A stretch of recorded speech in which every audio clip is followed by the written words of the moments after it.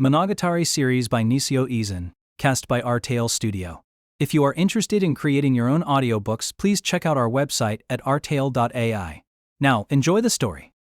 Ladies and gentlemen, dear readers, all of you who picked up this book expecting Hitagi Senjogahara to be the narrator have been duped.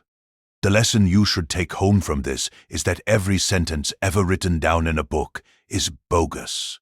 This is by no means limited to novels. Every word ever set down on paper is a lie. Even if the cover of a book touts it as non-fiction or labels it documentary reportage, it's all lies. What the hell else would it be? It's just a sales pitch, don't buy it. In fact, trusting the written word is what's actually strange. If you ask me, the me in question, ostensibly being Deishū Kaiki, swindler, though even that might not be true. Then again, I'm not completely insensible to the very human impulse to believe the unbelievable. After all, my livelihood depends on taking advantage of that very impulse. People want to know the truth. Or they want to believe that what they already know is the truth. What's actually true is secondary. Recently, the rather overwhelming truth, vouchsafed by Einstein's theory of relativity, that matter with mass cannot exceed the speed of light, has come crashing down around our ears.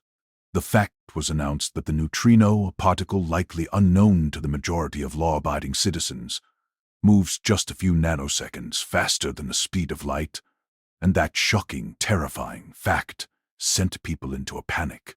But, if you ask me, it's a mystery why those people put so much faith in Einstein's theory in the first place.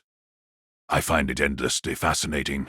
Naturally, it's not like I, inept and poorly educated as I am, understand a single word of the theory of relativity, but I expect that the majority of law-abiding citizens too are as ignorant of it as they are of neutrinos. So why were they so invested in the truth of this principle that matter with mass cannot exceed the speed of light?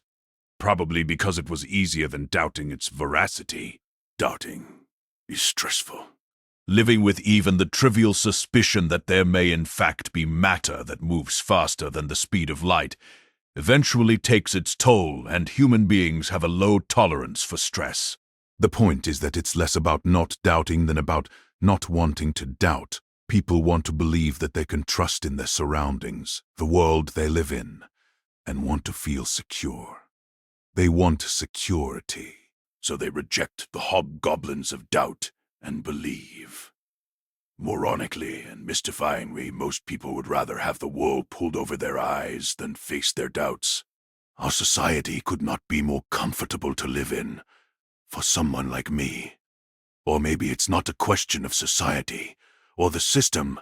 Maybe it's just about people. A question of human nature. It's human nature to believe in people, to believe in theories, and also to believe in apparitions in aberrations. However much society or the world may change, people never will. People are people. Humans are human. They won't change, and what's more, they can't. Therefore, ladies and gentlemen, for those of you who readily believed that this tale would begin with a soliloquy from Senjogahara, I encourage you to do some serious soul-searching. And I do so shamelessly. If you don't want to spend your life making a mess of things, be skeptical.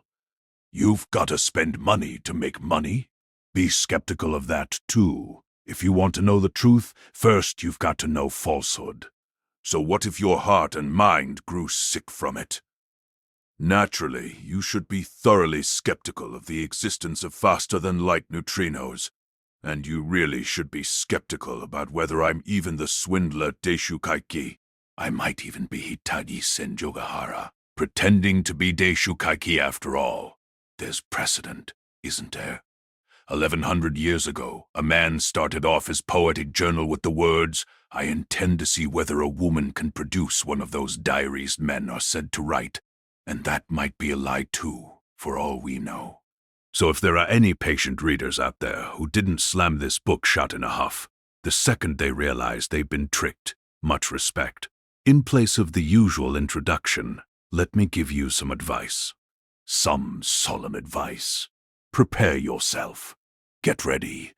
Unlike some faint-hearted and morose nonsense user, or devious cross-dressing middle schooler, even if they are liars and swindlers. Same as me. I have no intention of upholding even a minimal level of fair play in narrating this tale. I swear to narrate unfairly in the spirit of a low-down, dirty liar man. I will lie to my heart's content, I will make things up wherever it's convenient, and I will pointlessly hide the truth and falsify events. If lying is like breathing for those guys, it's like cutaneous respiration for me. I advise you to pay careful attention to what is true and what is false as you read on, in other words, to doubt everything, to jump at shadows. Then again, I hasten to add that at that point you may have already fallen into my trap. Now then, interweaving truth and fiction, and throwing in a dash of half-truth just for fun, I will now relate to you the love story of Hitagi Senjogahara and Koyomi Arari. I've never been interested in high school puppy love, even when I was in high school, but those kids did so much to hinder my business dealings that I feel it's only fair to have a little fun at their expense. Urban legends, the word on the street, second-hand gossip, and slanderous talk, all of these fall within my area of expertise. They're my bread and butter, the proof that I am me. I can't guarantee honesty, but I can guarantee quality, and I hope that when we reach the conclusion of their tale, every one of you reading at home thinks, serves them right, from the bottom of my heart. If I have a heart, that is. If there is an eye, that is. So, let the games begin. As we begin what will be the final tale, though, obviously that may not be true either. On that day I had gone to visit a certain famous shrine in Kyoto Prefecture, Japan. If it got around that I had been there though, the shrine's reputation might suffer, so I won't reveal its name. That day shall henceforth be celebrated as the anniversary of my embranglement in Araragi and Senjogahara's puppy love. But the fact that I, desultory fellow that I am, remember the precise date is by no means an indication that those two are particularly memorable to me. The reason I remember is simply that that day is by far the easiest to remember out of all 365 in the year. In other words, it was January 1st. New Year's Day. I was at the shrine to ring in the new year, like all the other faithful. That's a lie. I'm not a religious person. In fact, it's doubtful whether I'm a person at all. So I don't believe there are gods or Buddhas in this world, and I have no desire to be around people who throw away their money, that thing I prize more than anything, more than life itself, as though it were worthless garbage. If that's what it means to be human, I'll pass.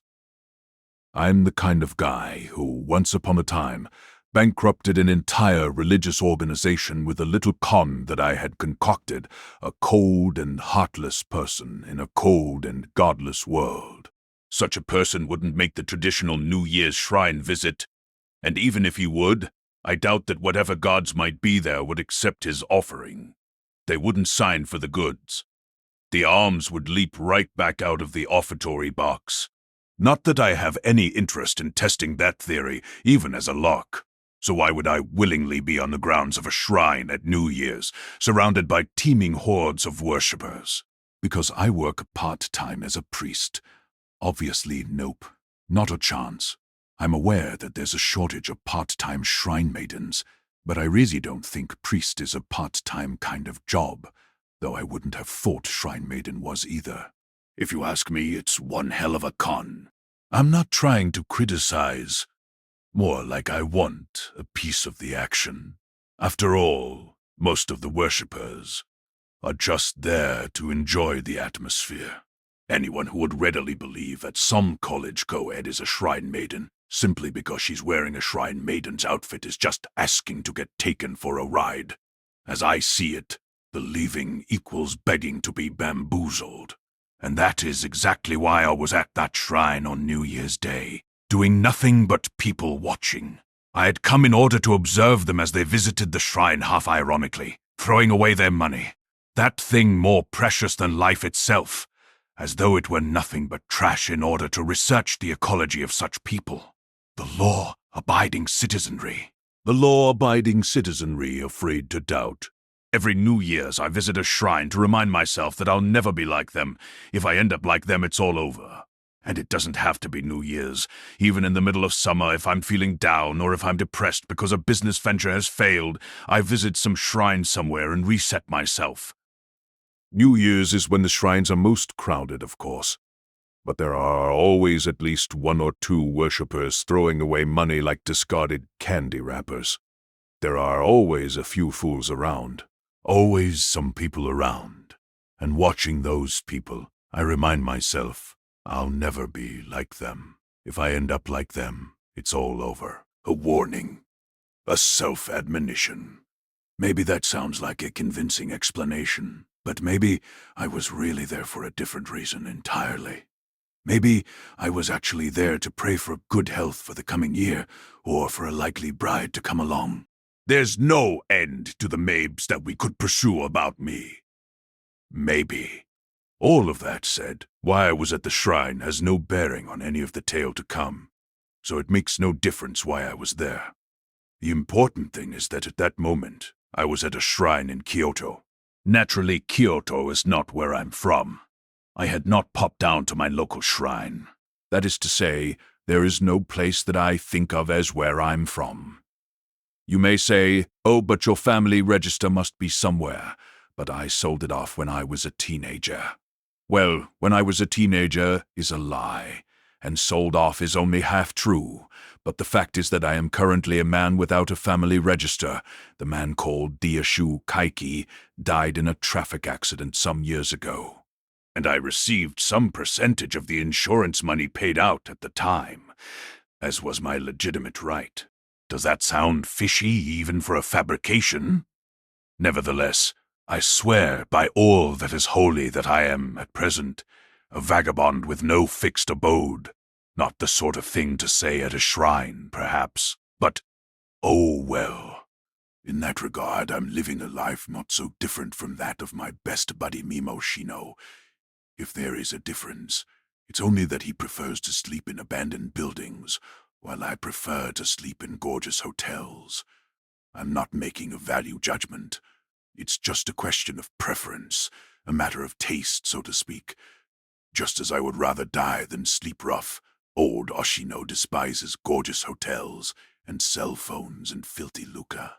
Then again, where his peripatetic lifestyle has an element of professional fieldwork to it, mine is more of a life on the run kind of a thing, so if we're going to make a value judgment after all, then I guess it turns out that he's the one who should be valued, and I'm the one who should be judged.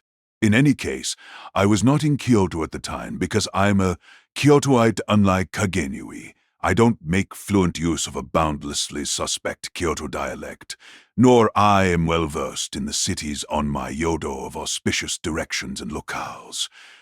The only reason I always spend New Year's in Kyoto is that it's where one spends New Year's does that sound miserably fishy.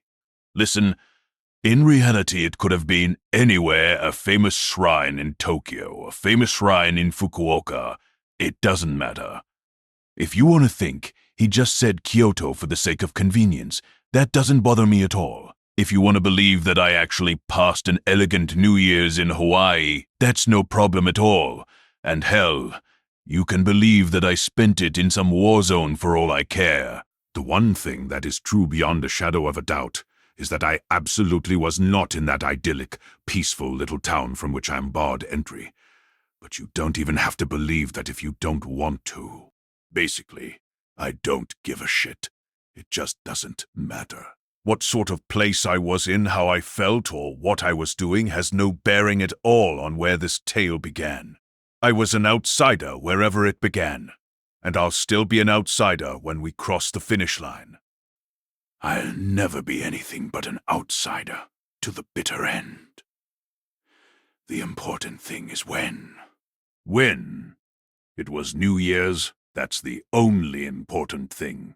The reason that New Year's, out of all the days of the year, leaves the strongest impression and remains most clearly in your memory is, of course, that it's a special day.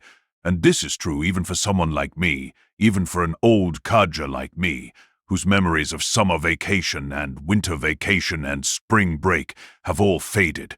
I expect it's even truer for high school students, what with receiving money and greeting cards and all. For them, it must be a real red-letter day.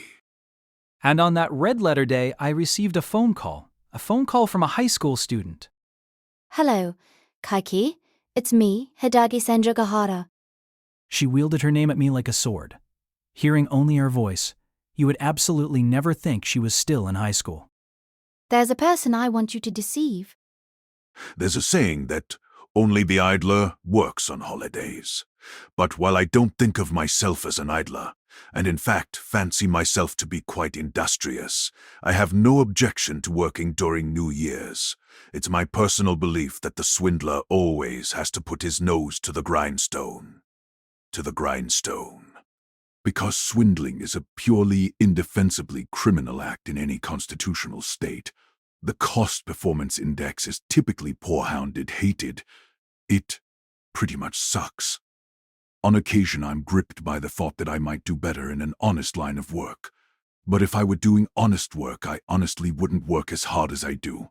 How can anyone work hard when they're guaranteed job security within some big organization? That said, it's not like I was so hard up for work that I would blithely accept a job from someone with a private number calling on New Year's Day. Like a car sideswiping me out of nowhere. It's not like I was about to starve to death. In fact, at the time I had 5 or 6 other cons going simultaneously. 5 or 6 might be inflating my numbers a little bit, but only a little. I wouldn't go so far as to call it a lie. Exactly, and who doesn't fudge the numbers a little bit when it comes to work? Come again? Come again? In other words, I was pretending not to have caught what the person on the other end of the line had asked of me. No, rewind. I was pretending not to have heard her confirm my identity before she even got to the rest of it. Don't play dumb. This is Kaiki, right? My name is Suzuki. Suzuki, written with the characters for bell and tree. As in, doesn't ring a bell, and you're barking up the wrong tree. I'm terribly sorry, but I think you may have the wrong number. Senjogahara. I'm afraid I don't recognize the name. I stubbornly continued to play dumb, but she was having none of it, and just said, sure, Suzuki then, whatever. She just fucking played along. And I won't be Senjogahara. You can call me Senshogahara. Senshogahara? Who the hell is that? Or rather, where the hell is that? Up north in Tohoku. If I recall correctly, I went there once when I was working a tourism scam. Nice place. Or no, maybe I didn't go there. Maybe I didn't work a scam. Either way, her rejoinder worked its magic on me. I let down my guard, and now I had to listen to what she had to say. Well, if I really hated working on holidays, then I could turn off my cell phone, smash it, destroy the SIM card, and toss them both away to be trampled by the bustling crowds. Or I could just not answer the damn thing. But I did, so maybe I intended to take the job all along. Regardless of who the client might have been, I had answered the phone based on some kind of premonition, or that's what I told myself. Anyway, acting for all the world like I had been waiting for a call from her all along. Suzuki. She, being this unknown Senshogahara woman, though age-wise, she seemed like more of a girl than a woman. Not that I knew anything about her, of course. There's a person I want you to deceive. I'd prefer to talk about it face to face. So where can we do that? Where are you right now? Okinawa. I'm not sure why. In a coffee shop in Naha, having a continental breakfast. Earlier, I said something about it not mattering where in the world you thought I was. But let's say that was a lie. The truth is that I was in Okinawa. Okinawa, the pride of Japan's tourist industry. Not a chance, sorry. Okinawa was the one place in the world I was definitely not. It was a spur-of-the-moment lie. Maybe I haven't mentioned this, but I lie with astonishing frequency. An occupational hazard, or maybe I should call it an occupational vice. I lie in response to questions at least 50% of the time. That'd be an excellent average for a batter, but maybe a little too hot for a swindler. But let's say that this time it wasn't because of that hazard or vice.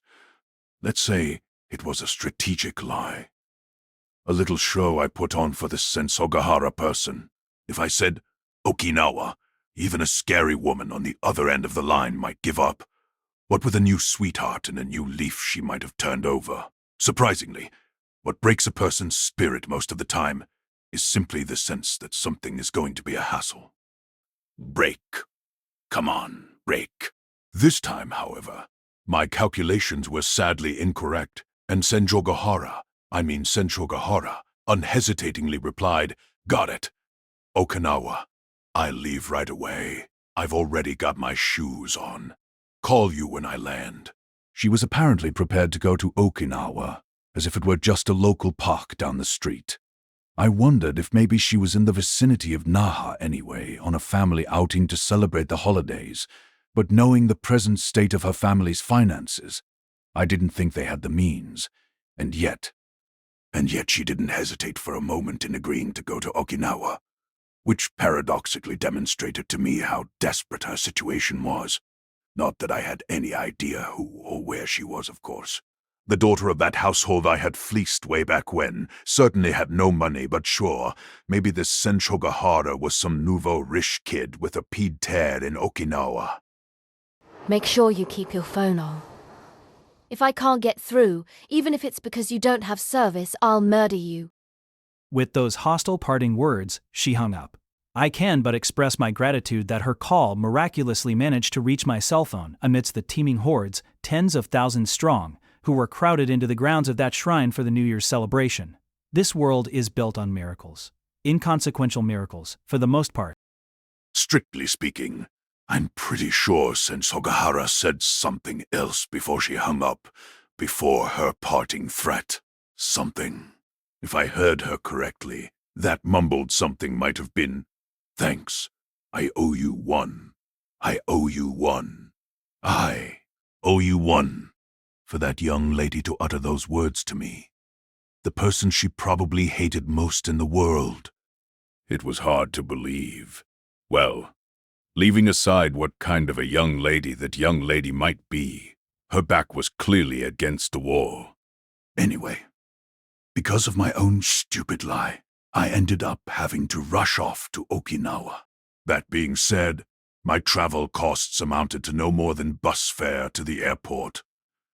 Not that bus fare should be taken lightly, mind you, because I am the proud possessor of an All Nippon Airways Premium Pass. After an initial payment of 3 million yen, the Premium Pass, or more precisely, the Premium Pass 300 can be used up to 300 times within a period of 1 year, from the beginning of October to the end of September, and allows the bearer to book any seat on any domestic flight at any time they choose. Or to put it in much simpler and less highfalutin terms, it's something like a coupon book on steroids. That means that every ticket works out to 10,000 yen, even a flight from Hokkaido to Okinawa, which makes the card a really excellent value.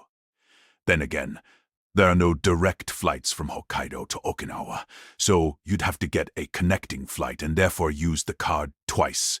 And a year is only 365 days to begin with, so there's also the question of how to actually fly 300 times within that period.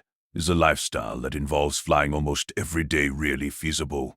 Even a vagabond like me probably couldn't make full use of the card. So calculating that each flight costs 10,000 yen doesn't really make sense, but using the card only 100 times would still be an excellent return on my investment, so I'm very pleased with my purchase. I like buying things, and I particularly enjoy buying luxurious, stylish, yet streamlined things, so I feel great about the purchase of this premium pass, which checks all those boxes. Incidentally, these cards are also limited to 300 per year.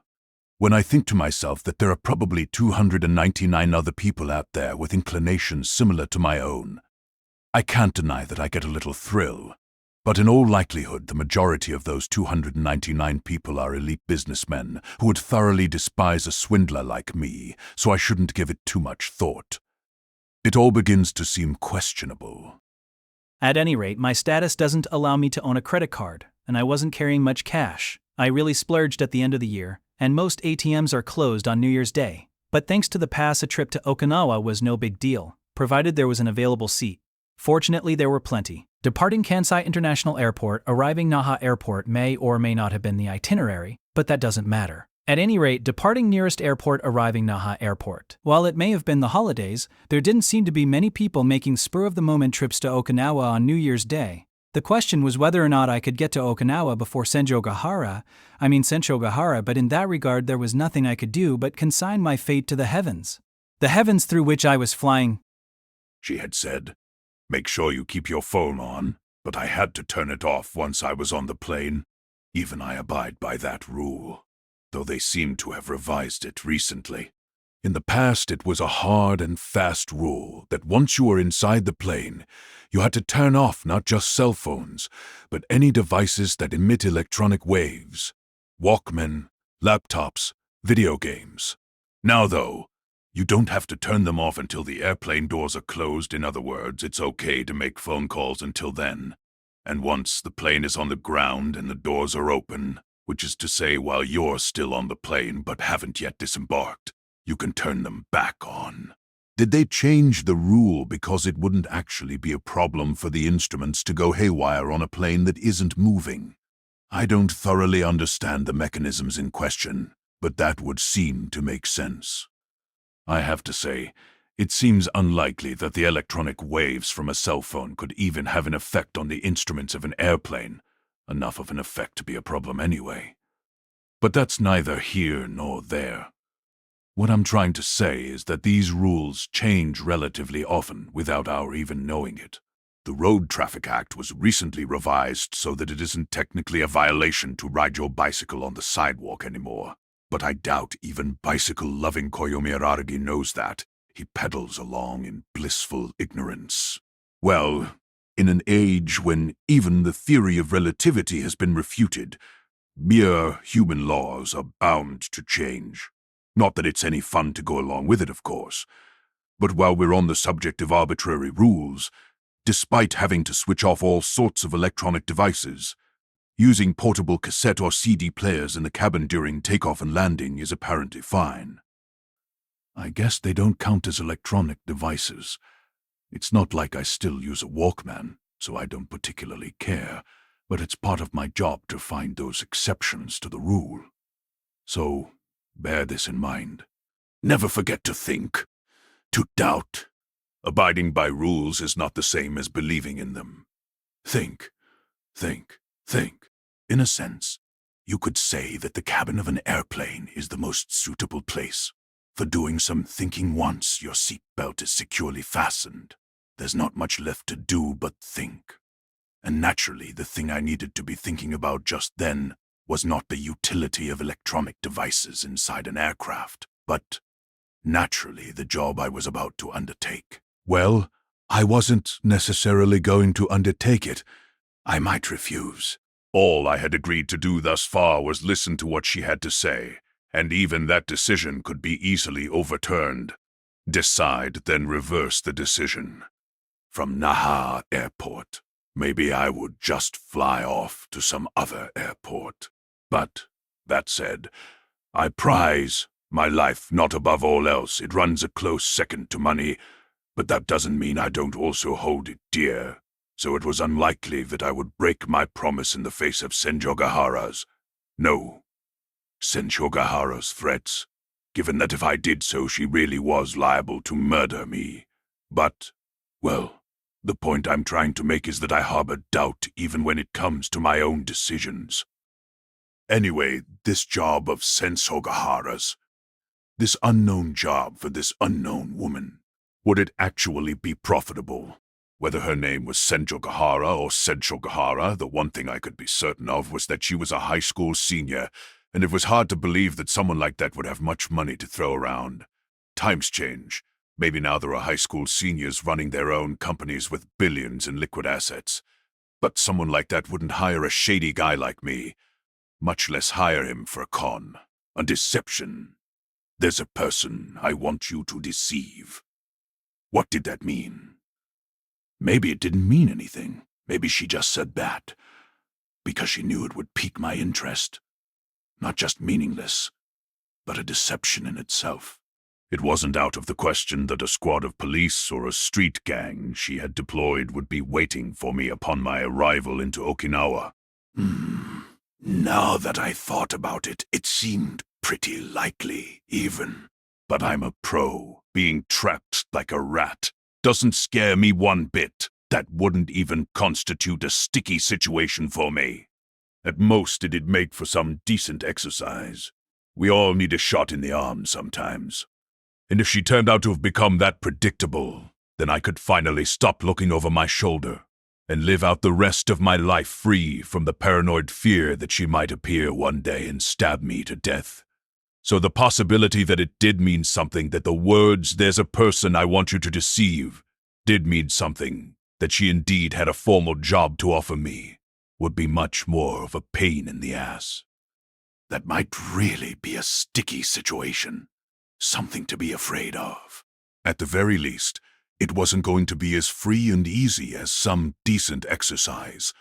I've trained myself so that my emotions don't register on my face, but that's not the same as being able to completely control them. I feel fear just like everyone else. I get scared. I experience trepidation.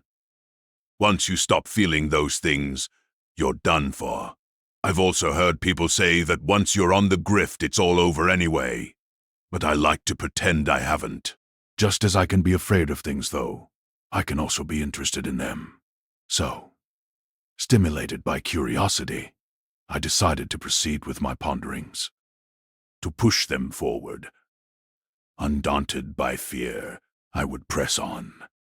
Who could she, that unknown young lady, possibly want to deceive? How could someone who had been the victim of a con, who'd had such a terrible time of it, want to inflict the same fate on someone else? Fascinating. I couldn't help but be curious. I've never personally been swindled, so I can't say for sure, but from what I've heard, it seems much more usual for victims to remain victims than to become perpetrators themselves.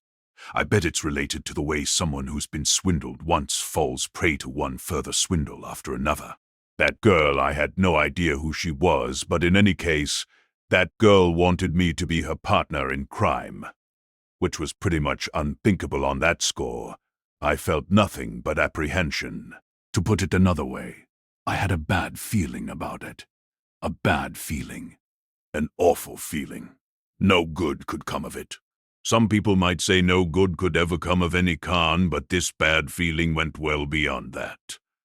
On that particular flight, I was assigned a premium seat, so all the alcohol was free. But I decided to hold off. I didn't know what Senjogahara had in store for me, and had to keep my wits about me. We landed at Naha Airport, and my phone rang the second the doors of the plane were open, as if she'd been watching like a hawk, checking her watch, and watching for me like a watchdog. There weren't many people who even knew my phone number, and there was no reason for Senjogahara to have it, even if she was Senjogahara. That is, she herself had destroyed the number of mine that she'd known. Well, strictly speaking, it was the cell phone she destroyed, and I was able to transfer the number to a new phone, but deciding it was too dangerous to continue using a number she knew, I'd canceled my contract immediately thereafter. I guess the young lady could get her hands on my contact info if she tried. Whoever she was, in fact, whoever you are, you can obtain a fair amount of info with a modicum of effort. Not that you can know everything, like a senpai of mine, but you can find out a fair amount. If you have the motivation, which most people lack. People are lazy, and being lazy is worse than being stupid. Forget being bored to death. It isn't boredom that kills people, it's apathy. Kaki, I'm here. Who's Kaiki? My name is Suzuki, Miss Senjogahara. Drop the act. Please, stop behaving like a kid. Where should I meet you? Asked Senjogahara, uncouth in the face of my feigned ignorance like she was telling me, playtime's over. Miss Senjogahara, I continued my act, my childish behavior, a lie, in a way. In other words, out of habit, a bad habit. Actually, I've come to the airport to greet you. Oh, really? Since my client has taken the trouble of traveling all the way here, it was the least I could do. Let's meet in the lobby. Well, your consideration is most welcome. Quite the user-friendly swindler, aren't you? What a laugh. Even without a video phone. Since Hogahara's utterly humorless expression came across loud and clear. Not a glimmer of this new leaf she had supposedly turned over. The same woman she'd been 2 years before. What the hell was Koyomi Araragi up to? Not that I had the faintest idea who Koyomi Araragi might be. But seriously, what was that moron doing? What was he thinking, letting such a dangerous woman out of his sight? Then again, maybe something had happened to make the reformed Senjo Gahara have yet another change of heart code that something be what she wanted to see me about. If so. I thought for sure you'd flown into Okinawa from somewhere else in Japan yourself. That you'd just arrived at the airport too. This made it sound even more like she'd been watching me. Not that you can know everything. Type of intel. She wasn't in a position to access ANA's customer data in such a short time, so it was probably a shot in the dark. Or a cheap shot. I have no idea what you're talking about. I just arrived at the airport on the Naha monorail, if that's what you mean. It's infinitely easier for me to lie than to tell the truth most of the time. My mouth does the lying for me. Almost like automatic writing. As phenomena go, a natural phenomenon. Knowing Oshino, who's a pro when it comes to seeing through people, and Dane Senpai, like I do, being looked at, being watched, doesn't ruffle me one bit. Go ahead, get an Eiffel. I'll just turn everything you observe about me into a lie, because it's my pet theory that the so-called truth is subject to ready substitution by falsehood. Pet theory? When the hell did I start keeping a pet? Sure, whatever. Lobby is a little vague. Can we meet in a coffee shop? There must be at least one in the airport. But of course, please take a seat in whichever establishment you prefer. Have yourself a cup of coffee and wait there for me. I'll take it upon myself to come to you. Should I text you the name of the place I pick? No. I wouldn't want my client to go to such trouble. I'll make the rounds of the airport's coffee shops and make myself known to you. So please, Miss Sencho Gahara, I would be delighted if you had some coffee or a nice refined cup of tea while you waited for me. But we've never met before. Should we decide on some kind of sign? A fine idea. Please hold your iPhone in your right hand, then. Just about everyone has an iPhone these days. That won't help at all. Oh, theirs are just early models. A joke. A lame joke. At least it wasn't sinister. If I didn't get off the plane soon, they were going to start cleaning around me, so this was no time to be making such jokes. But that's exactly when I make them. Oshino used to take me to task for it, back when we were in school. Yes, that Oshino, the last person in the world who ought to be lecturing me. But if it was bad enough that he needed to say something, I have no choice but to admit it, galling as it is. I thought I had become an adult, but if I was operating on the same conversational level as a high schooler, I had yet to shed my boyishness. My cell phone isn't an iPhone in the first place. I don't have a computer at home, so I can't even use one. My goodness, is that so? I'm wearing glasses. That'll be the sign. And with that she hung up. Wouldn't even more people be wearing glasses than using iPhones? Wait, did she even wear glasses? Had her eyesight deteriorated since the last time I saw her thanks to all the exam prep? Though from what I understand, your eyesight is largely genetically determined anyway. However much you dress it up as burning the candle at both ends, it isn't going to get much worse from studying, and in fact, she must not have been cramming for any entrance exams. I got through them on shrewdness alone, but even such shrewdness wouldn't impress Senjo Gahara. We're talking about a woman who once argued, or joked, that studying lowers your tension and your grades along with it. Goofing off leads to higher marks or something, even if she was kidding. And while what I know about her grades is 2 years out of date, if she continued on the trajectory she was on back then, she could get into basically any college she chose, without any preparation at all, in which case, maybe the glasses thing was some kind of joke as well. She too was the type who becomes more prone to telling silly jokes the more dire and unsuited to humor the situation. Well, this may sound overly self-conscious, but she got that way, thanks to me. My personality was slightly too strong a poison for a high school first year, an adolescent child. Anyhow, I put my cell phone in my pocket and got off the plane. I had no carry-on luggage. It's my policy never to carry luggage of any kind. My person is the sum total of my worldly goods. I don't like to carry anything I can't put in my pocket. Sometimes the nature of my work calls for more, of course, but in such cases I ultimately and immediately dispose of whatever materials I acquired for the job. Oshino once chided me that my lifestyle was a little extreme, or something to that effect, but again, look who's talking. Seriously, my mood tinged with nostalgia as I cast my mind back to college. I disembarked, going from head in the clouds to feet on the ground, though the nostalgia part is a total lie, of course. I wandered around the airport and it didn't take long to locate the client. It wasn't my first time in Okinawa and I had a pretty good sense of the coffee shops at Naha Airport, but the simplicity of the task stemmed more from the fact that my client Senshogahara's glasses turned out to be an extraordinarily effective sign after all. I can't imagine a better one. I knew it was her right away, even from outside the shop, an immediate positive ID, because the glasses in question were in fact novelty nose glasses. What could be more conspicuous than a high school girl wearing her school uniform and Groucho glasses at a cafe? Forget conspicuous, it was outlandish. Even I was caught off guard. That's not the kind of thing they sell at airport shops, so she must have had them ready to go, even before we brought up signs and so on. Yeah. No, I mean, damn it, what a fool. But at the same time, touche, I was overcome with a sense of defeat. I felt like a whipped dog. The rubric for judging this kind of contest is extremely delicate and subtle. So, it's a little hard to explain. But to put it simply, the moment you think you've lost, you've lost. Senjogahara, or Senshogahara, now that I had found her, I didn't feel like going into the cafe. If I went in and sat down across from her feeling like I did, I would definitely have lost the initiative. The whole conversation would proceed at her pace, which is not how I preferred to do things.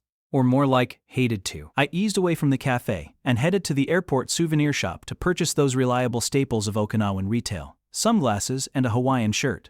It's a mystery to me why they sell Hawaiian shirts in Okinawa. But those iconic articles were supposedly based on Japanese kimono, so if you think of it as reverse importation, it seems less strange.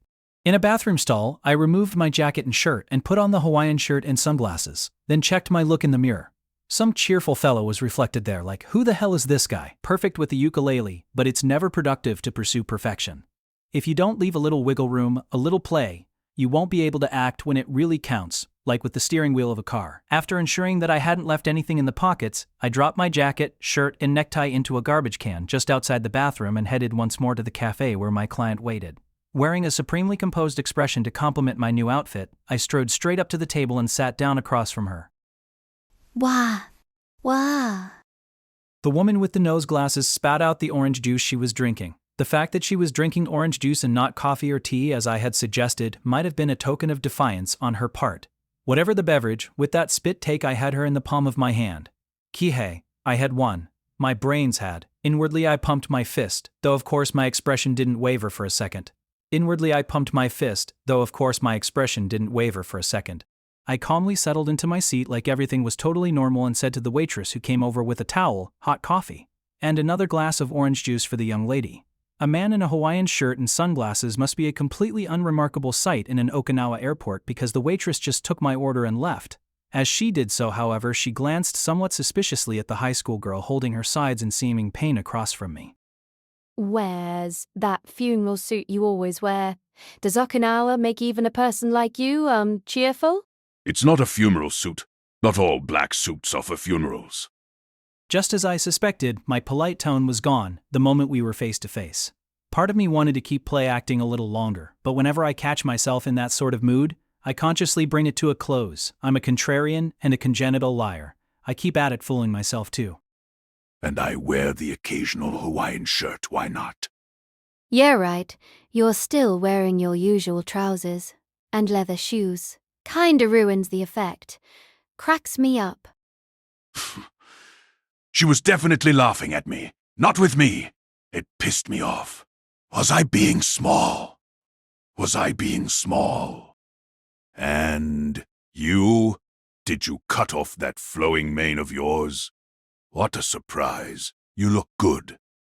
Small as I am, I chose not to comment on the Groucho glasses.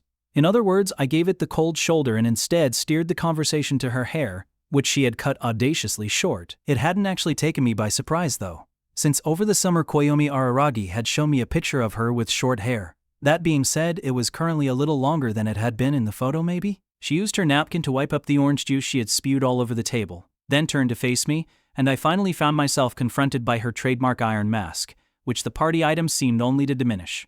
I guess she missed her chance to remove it. Been a long time since Hogahara. Yes, Suzuki. Our 6-month reunion, I'm pretty sure that's how long it had been. I could be wrong. I couldn't care less. It was a reunion with a woman I never thought I'd see again, who I thought would kill me on sight if I ever did, with the daughter of a family I had swindled in the past, Hitagi Senjogahara. Never thought I'd hear from you like this. So what's up? Something happened. There's a person I want you to deceive. My client Hitagi Senjogahara, whom I can finally stop calling Senjogahara, a high school senior at what was it now, Tsuhai, repeated what she'd said to me over the phone, like she could only make her pitch as if she were reading it straight off a cheat sheet. From her attitude, it seemed possible I had misheard her after all when I thought she said, "I owe you one." Maybe it had been wishful thinking, but again, I couldn't care less. It's an open question whether there's anything I could care less about. I wouldn't be surprised if those mumbled words had been a trick to lure me out in reality. Though, now that I had been lured to Okinawa and was listening to her pitch, there was no end to how much less I couldn't care about the call's particulars. It was ancient history. History was never my favorite subject. It was all the same to me whether the woman sitting across the table was someone I had swindled a long time ago, a passing tourist, or the daughter of my greatest benefactor. I couldn't care less, across the board. There's a person I want you to deceive. She said again, not so much to me by this third time, but as if she were trying to persuade herself. As far as I was concerned, she was getting tedious. I wonder if you can pull it off. Thanks for the vote of confidence. There's not a soul in the world I can't deceive. I was intentionally talking big because I figured Senjogahara hated that kind of braggadocio more than anything. When I don't have a handle on the conversation, my first move is to say and do whatever I think will displease my interlocutor. What's the point, you ask? No particular point. I just feel more comfortable being hated than liked, if anything, lessee. Maybe it's because being liked equals being taken lightly. While being hated at least means you're being taken seriously. Or whatever. But until I hear some concrete details, I can't say one way or the other. I only couched it as a job offer so you could save face, since even if you're not my better, you're at least my elder. This is something you were going to have to do all along. What the hell? Is this about atonement? You want me to make up for putting you through the ringer once upon a time? What can I say? You really grown, Senjogahara, and I don't just mean your boobs. I threw in that dash of sexual harassment to make myself that much more hateful, of course, but maybe it didn't have the desired effect on the girlfriend of a pedophile, and, anyway, she had penetrated my make them hate me first defense a couple of years ago. Penetrated it like a sword, or maybe with the sharp tip of a writing implement, so maybe it was pointless, after all. However adept the sleight of hand, it was like performing a magic trick after the secret has been revealed, even if it's easier for the victim of the con to be victimized again. This young lady, who'd been so harshly deceived, falling for my tricks a second time was unthinkable. So, I didn't think it? I'm not asking you to make it up to me. Senjogahara continued seamlessly, as though she'd taken no damage. I didn't care for her knowing attitude, didn't care for it at all. Araragi already healed the wounds I suffered at your hands. Oh, that's splendid. Aren't you too cozy? I'm asking you to make it up to someone else, and you have absolutely no choice in the matter. I'm getting a little tired of you dictating my actions to me. I'm going to take off now, if that's all right with you. Try it, and I'll stab you. Don't think for a moment that I came here unprepared.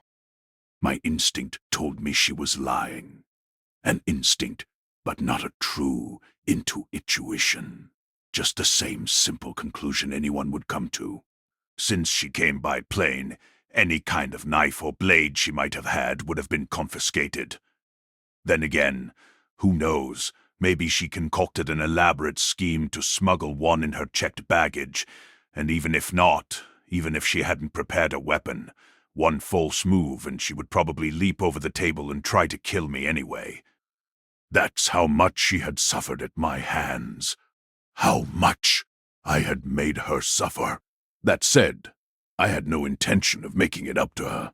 That would be plain rude to the money I made back then. When it comes to money, you mustn't forget your manners. Never, ever, ever. But while on the one hand, I felt nothing but antipathy at having my actions dictated to me like that, I was also overcome with curiosity. If this wasn't about making it up to Senjogahara, who was I supposed to make it up to? Who and why? Could it be that other girl? Koyomi Araragi's little sister? What was her name? Karen. Quite a brave little thing. Not that we could ever be friends, but I have a soft spot for stupid kids like that. You might be surprised to learn that I actually really like kids, which is why I remember her. Maybe I could get on board if she was the one I was supposed to make it up to. Like hell.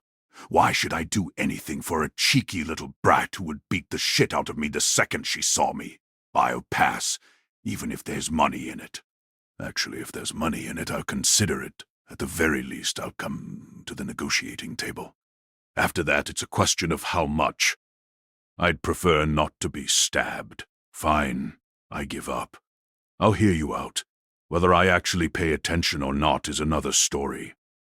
Curiosity 1. Antipathy 0. I was pandering to a high school girl. My pride would remain intact. Pandering didn't begin to express my attitude towards her when she was a freshman. So why be haughty now? Let's hear it, Senjogahara. Who is it you want me to deceive? From your tone, I'm getting the sense that it's someone I know. Nadeko Sengoku. Her response was concise and perfectly clear, which was a welcome change, but I had been wrong. It was a name that I had never heard before in my life. Let's pause the action for a moment here while I explain the beginning of the affair, or rather fateful bond between Hitagi Senjogahara and myself. Deishū Kakiai won't bore you with platitudes about how it comes from my personal perspective, and how it might deviate from the facts to some degree. You won't catch me saying that. First off, it's self-evident, so there's no need to say it. Plus, I told you right from the start that the truth doesn't exactly roll off my tongue.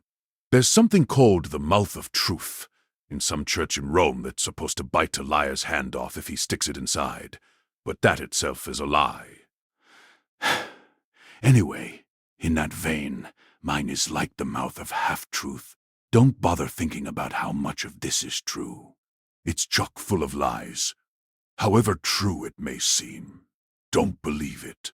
2 years ago, when Hitagi Senjogahara was an efflorescent first year, newly matriculated at Naoitsu High, I was still in my effervescent teens, or was it my evanescent 40s? I was working as a ghost buster at the time, and received a professional inquiry from Senjogahara's mother. It was on behalf of her daughter, that being, of course, Senjogahara. The girl was suffering from a mysterious ailment that rendered her weightless. She wasn't excessively thin, but somehow weighed no more than 12 pounds. A mysterious ailment, indeed. If that's not a mysterious ailment, I don't know what is. The doctors at her hospital made a case study out of it, which came with an honorarium, so at least as far as medical expenses were concerned, the family purse wasn't under so much pressure at that point. Wait, is that true? Or did her mother misappropriate that money as well? She had foolishly become involved with a shady religion, and apparently even her father's high-paying job at a foreign firm wasn't enough to keep up with her profligacy. Well, maybe that's not such an unpardonable offense. If you ask me, it's not so different from those New Year's worshippers. What's more, it was that shady religion that put her in touch with this ghostbuster, so you won't hear me saying anything critical. How could I? I feel nothing but gratitude. So, summoned to heal Senjogahara's mysterious ailment in my capacity as an exorcist of great spiritual power, I sucked up as much of the household fortune as I possibly could and destroyed their family in the process. Not only did I not cure the girl's ailment, I set her parents on the path to divorce, irreparably sundering her family, on top of which I helped myself to all the money that they hadn't already sunk into that shady religion. Family troubles tend towards the emotional, so they typically aren't paying much attention to money. A fact that I slyly exploited. The particulars are a trade secret, but I should probably confess that the key was skillfully winning over Papa and Mama's darling, only daughter. I essentially took advantage of the naivete of an adolescent, the tender feelings of a high school girl, ground down by a bizarre illness. I exploited her emotional teenage heart, manipulated her parents like puppets on a string, and ultimately drove the family to ruin. Looking back, it wouldn't have been surprising if she had stabbed me back then. What's surprising is that I'm still alive. At any rate, that's how it was. I made the money I could make, cheated who I could cheat, and ran off without a backward glance. But when I had reason to return to that town this year, last year now, the middle of last year, I ran into a grown-up Hitagi Senjogahara, a girl I had forgotten about completely. Who the hell is this girl? Unlike 2 years earlier, the massive con I'd planned didn't go so smoothly. Hitagi Senjogahara and Koimonogatari blew the whole thing to hell. In that sense, she had already exacted her revenge on me. My bottom line was obliterated, and I was forbidden from ever setting foot in that town again. Well, I recouped the money from old Kaganui later on, so no problem there. But being banned from any place in Japan is seriously stressful for a freedom-loving guy like me or Oshino. Still, I counted it a felicitous condition of my banishment that I'd never have to deal with Hitagi Senjogahara or Koyomi or Araragi again, or Shinobu Oshino, that vampire who had cheated death. Or I would have counted it so, but the woman who had forced me to make that deal in the first place had contacted me. And she didn't just contact me. She called a meeting, and what's more, offered me work, and commissioned a con at that. What a train wreck. It was absurd, really. I had every right to be angry. And Araragi, does he know that you're seeing me today like this? Aren't boyfriends and girlfriends supposed to visit a shrine together on New Year's Day and throw their money around like it was worthless? Don't mock me. He has no idea, obviously. He might kill you on sight. You're natural prey for a defender of justice like him. I hadn't intended to mock her, or had I? I don't know, but at any rate, her little trip to Okinawa was apparently a secret from Araragi. Even if they didn't visit a shrine, you'd think they'd spend the day together. But maybe my sensibilities are outdated. Maybe with cell phones, kids don't feel the need to be together physically. As a swindler, I try not to fall behind the times, but a generation gap is almost impossible to bridge. Speaking of which, the con of mine that Senjogahara thwarted was targeted at middle schoolers. Maybe that's why it failed. Then again, they say if you're feeling your age, you're still young. I bet noticing someone else growing up or getting old is when you're feeling your age for real. No idea, huh? In other words, reconciling my value system to Senjogahara's wasn't going to make my daily bread taste any better, so I decided to move the conversation along. If this dragged on, I wouldn't be able to get a return flight to Kyoto. Not that there was anything left for me to do in the old capital, having finished my people watching. Actually, a few more days in Okinawa sounded pretty appealing.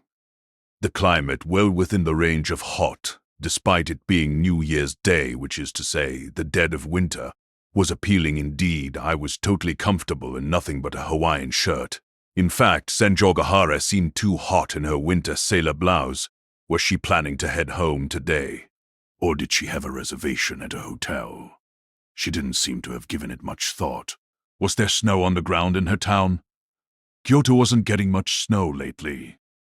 In other words, you kept our meeting secret from Araragi. So what? Is it anything to try and make sure of repeatedly, or even just once? It's not like that. It was just a thought. To tell the truth, Koyomi Araragi and I had met without her knowledge right after I had been banished from their town. So, around August. That was when he showed me the photo of her with short hair. It was pretty damn brazen of me to go back there so soon after being banished. So let me guarantee that since then I've kept my promise and really haven't gone anywhere near their town. I don't know or care how much weight my guarantee carries, but anyway, that's why I asked her again. Lovers keeping secrets from each other even as they looked out for each other, and engaging in more or less the same behavior as a result. It reminded me of the story of the man who sells his watch to buy a comb, and the woman who sells her hair to buy a watch fob. Maybe Senjogahara, too, had sold her hair and bought a watch fob. That stupid notion crossed my mind. By the way, much as I go to a shrine every New Year's to do some field work as a part of my health regimen, I've developed a habit of reading romance novels and watching tearjerker dramas people are always talking about. Exposing myself to the right books and movies and music, I reassure myself that they don't move me in the slightest. I confirm my lack of emotion. Unless you remind yourself that you're not going to become a decent, law-abiding citizen even by accident, who knows what might lead a human being astray? If you're thinking that I'm totally enamored of my own unique sensibilities, then fine, all I'm trying to say is that Senjogahara and Aragi's behavior didn't touch me. One bit.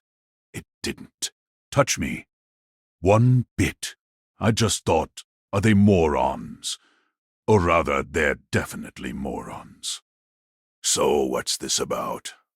You're willing to spend some of your precious final winter break of high school away from your boyfriend Araragi, and in secret just to become my accomplice in a con.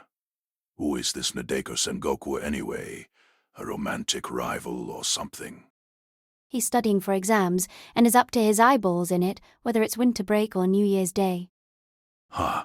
What about your own exam prep? I've been recruited, so it doesn't matter. Outstanding. How wonderful. I wasn't just saying that, it was my honest response.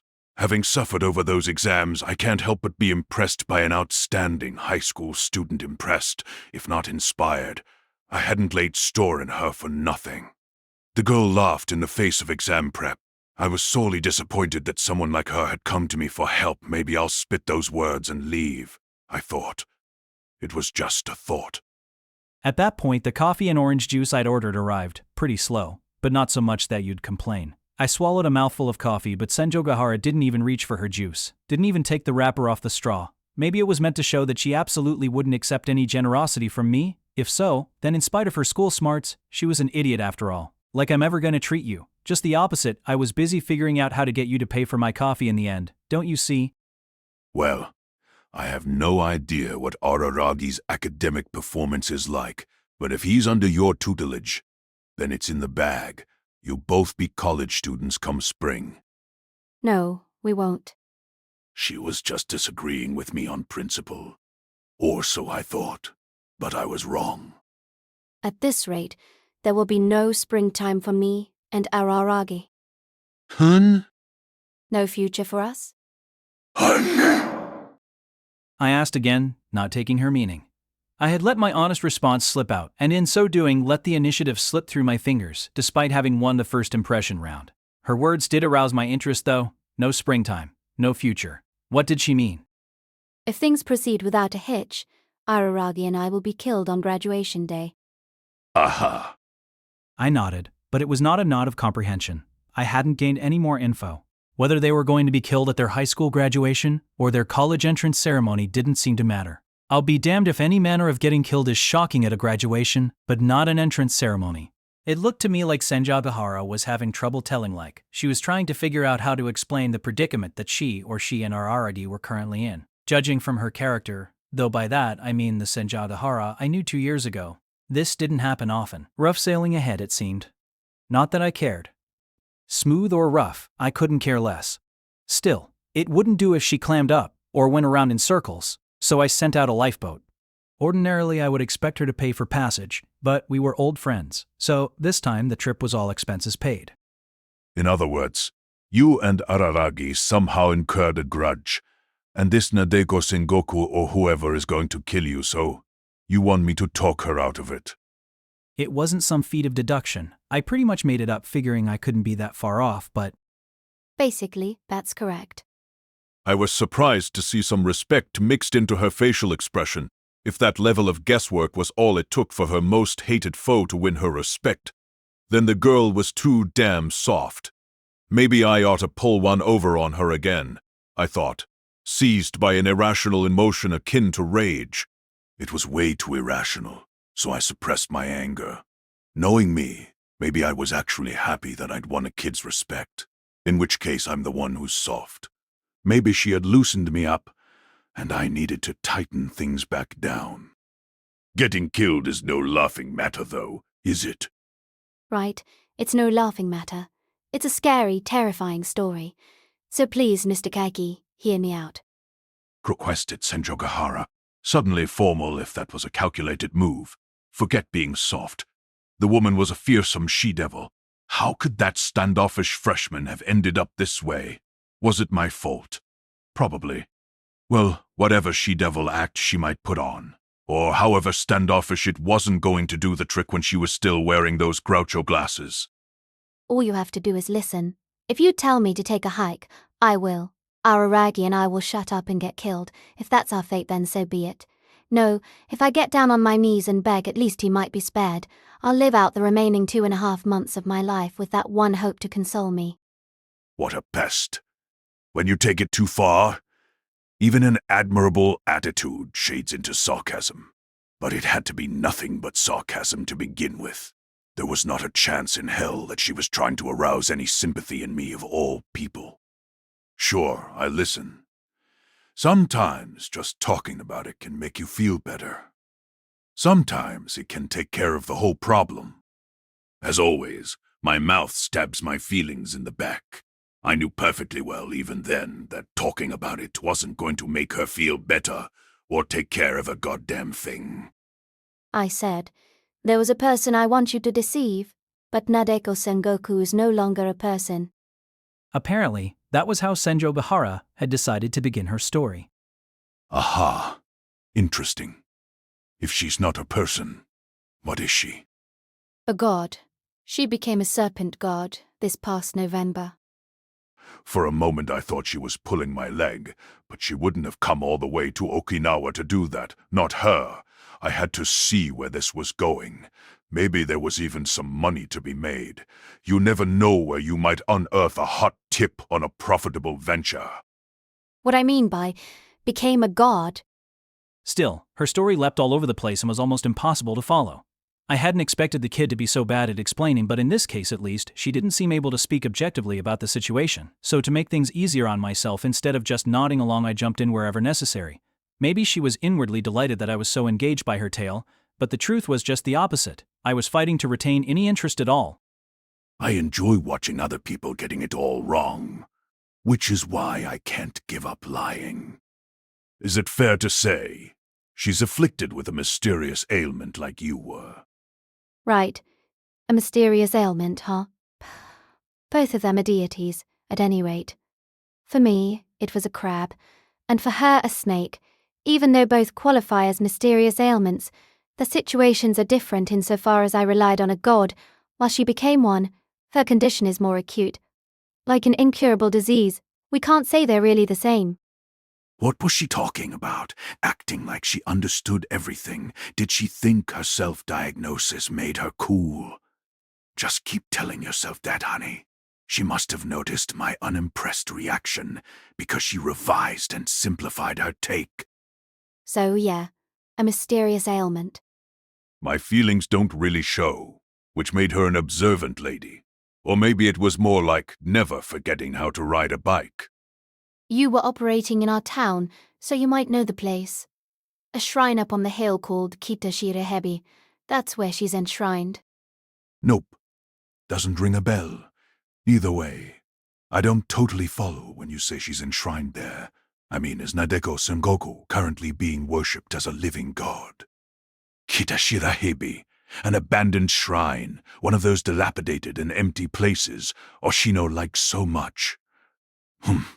Why did it ring a bell? Did Kaganui tell me about it or something? A living god and avatar of some kind. Not quite. She swallowed a god whole, so to speak. Anyway, Nadeko Sengoku is no longer human. She's become some kind of monstrosity. Just like you were, and like your boyfriend still is. I started to say, but thought better of it. Pissing her off would be fun, but also quite pointless. Who was human and who was a monster failed to interest me. If there's money to be made, I'll treat a dog as a human being and elevate a fish to godhood. What do I care about biological classifications? Not human. No one is more inhuman than me. In a nutshell, Nadeko Sengoku has become freaking unreal. A destroy the entire town if she feels like it class of being. Senjogahara summarized roughly, no doubt leaving some things out, not because it was too complicated, but because she couldn't tell me, I'm sure. It seemed kind of high-handed to ask someone to listen and then not share everything, but demanding people to give you the whole scoop, since they came to you, wouldn't be any better. All I needed was the bare essentials. To that end, I decided to put some supplementary questions to her. How did this girl contract such an ailment? From what you say, it sounds like she's your classmate. No, she's in middle school. Dear me, this time my guess was wide of the mark. I got a little carried away. Must have hurt my standing. But this raised more questions than it answered. What year? Second. Listen, Kaiki, are you for real? Hmm? I mean, are you just messing with me playing dumb like usual, or does it really not ring a bell? The name Nadeko Sengoku. That got me thinking. The way she said it, the way she quizzed me. Could it be that I actually knew Nadeko Sengoku, but I'm a legitimate adult? Well, maybe not legitimate, even kind of half-assed, but of a certain age at least. I don't know too many middle school students. Oh, I see. That must be it. Got it. If she's in middle school in that town where you live, she must be one of the kids I conned last year. That's why Senjogahara had gone on about making it up to whomever. She'd put me on the spot and crazily told me to take responsibility because Nadeko Sengoku was one of my victims. What a load of shit. Strictly speaking, she wasn't a direct victim. She was victimized by one of your victims. I guess she's your indirect victim. Ah, like a chain of bankruptcies brought on by a con. Right. It's precisely due to these chains of victimization that fraud transcends individuals and is a social ill. I meant it as a kind of look whose talking joke but seemed to have touched a nerve with her ladyship. As soon as I noticed her grabbing the glass of orange juice that she hadn't touched once, its contents were all over my face. It was such a fluid, seamless motion that I had no time to react. Since not just the orange juice but also the ice cubes in the glass exploded into my face, it hurt more than it was cold. Like someone had used ice shard on me. I was really glad I was wearing sunglasses, though my brand new Hawaiian shirt was soaked. The waitress raced up fit to burst, but I beat her to the punch. My apologies, she seems to have spilled her orange juice everywhere. I'm terribly sorry, but would you please bring another glass? Faced with my total composure despite the fact that I was sopping wet, the waitress had no choice but to assent and withdraw. The saving grace here was that Senjogahara was quick to lose it, but not prone to hysterics. She just coolly looked away by the time I was smoothing things over with the waitress, as if nothing that ever happened in the world had anything to do with Hitagi Senjogahara. I suppose not even the most veteran waitress would expect a cheerful guy in a Hawaiian shirt and a high school girl wearing Groucho glasses to be having a serious fight. As I wiped my face with a freshly supplied hand towel, Senjogahara finally broke her silence. Don't treat me like a kid. Don't treat me like a kid. She used to tell me that before, too, but since the age gap between us wasn't closing, Senjogahara, at least as a minor, would sadly only ever be a kid in my eyes. Seeing as she said it after the fact, though, I didn't think that was why she treated me to orange juice. No point in needling her about it, however. I understood why she was pissed. The joke had been a little over the line. I'd gone and done it, and belatedly my heart grew full. I have a bad habit of overplaying the humor card, and I'm lucky the image hasn't stuck. My looks never served me well. But personality-wise, I'm not that different from Oshino apart from not being such a chump. Needless to say. I'm sorry. That wasn't how someone with a favor to ask should behave. Don't give it a second thought. An adult can't get upset every time a child acts out. I assured her sarcastically, of course. I steeled myself against another helping of orange juice or ice cube barrage, but Senjogahara just barely managed to control herself. I swear I saw her right arm twitch, but we'll chalk it up to my imagination. Just to be generous. Whatever the case, she'd learned how to hold back. No, maybe she was enduring it for the sake of her beloved boyfriend. How beautiful. Not that beauty does anything for me. At best, I can comprehend that people might find the thing in question beautiful, indishit. Anyway, you're the one who dragged Nadeko Sengoku into the realm of aberrations, if only indirectly, in which case, doesn't even a vile fiend like you feel some pang of responsibility? I do. I feel crushed to death by my sense of responsibility. I absolutely have to atone for it. I'll make it up to her, no matter what it takes. So, tell me, Senjogahara, what should I do? I tend to run off at the mouth, which was very much what happened here. I just said whatever popped into my head. Even I have to admit it was weird. Did I want to be showered with orange juice that badly? I'm not on a championship sports team and have no reason to be doused with beverages. But Senjogahara was tenacious and tough. She got on board with my joke. There. Misstep. Like I said, I want you to deceive Nadeko Sengoku and save me and Araragi. Save. I'd heard the same word 2 years ago, from Hitagi Senjogahara's lips. What the hell must she have been feeling to repeat it to the person who had betrayed her so cruelly? What must she have been feeling? To be honest, I can't even imagine. Not that I know where in my heart this honesty resides. Or where my heart resides. Period. Save, huh? Me. Save Senjogahara and Araragi. It sounded like a bad joke. Not being averse to bad jokes, I was starting to have fun.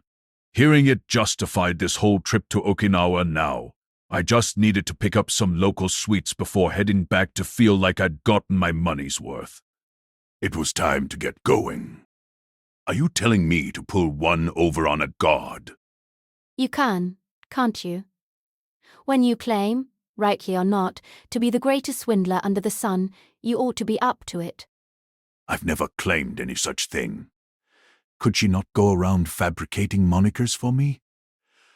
I'm just a stingy swindler. What's the matter?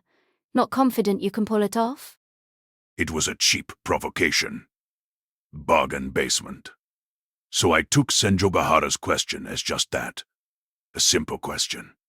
Every once in a while, even I take what people say at face value. No idea why this was such a moment. Oh, I can. In fact, pulling one over on a mere god doesn't take any confidence. There's no one I can't con. Ouch.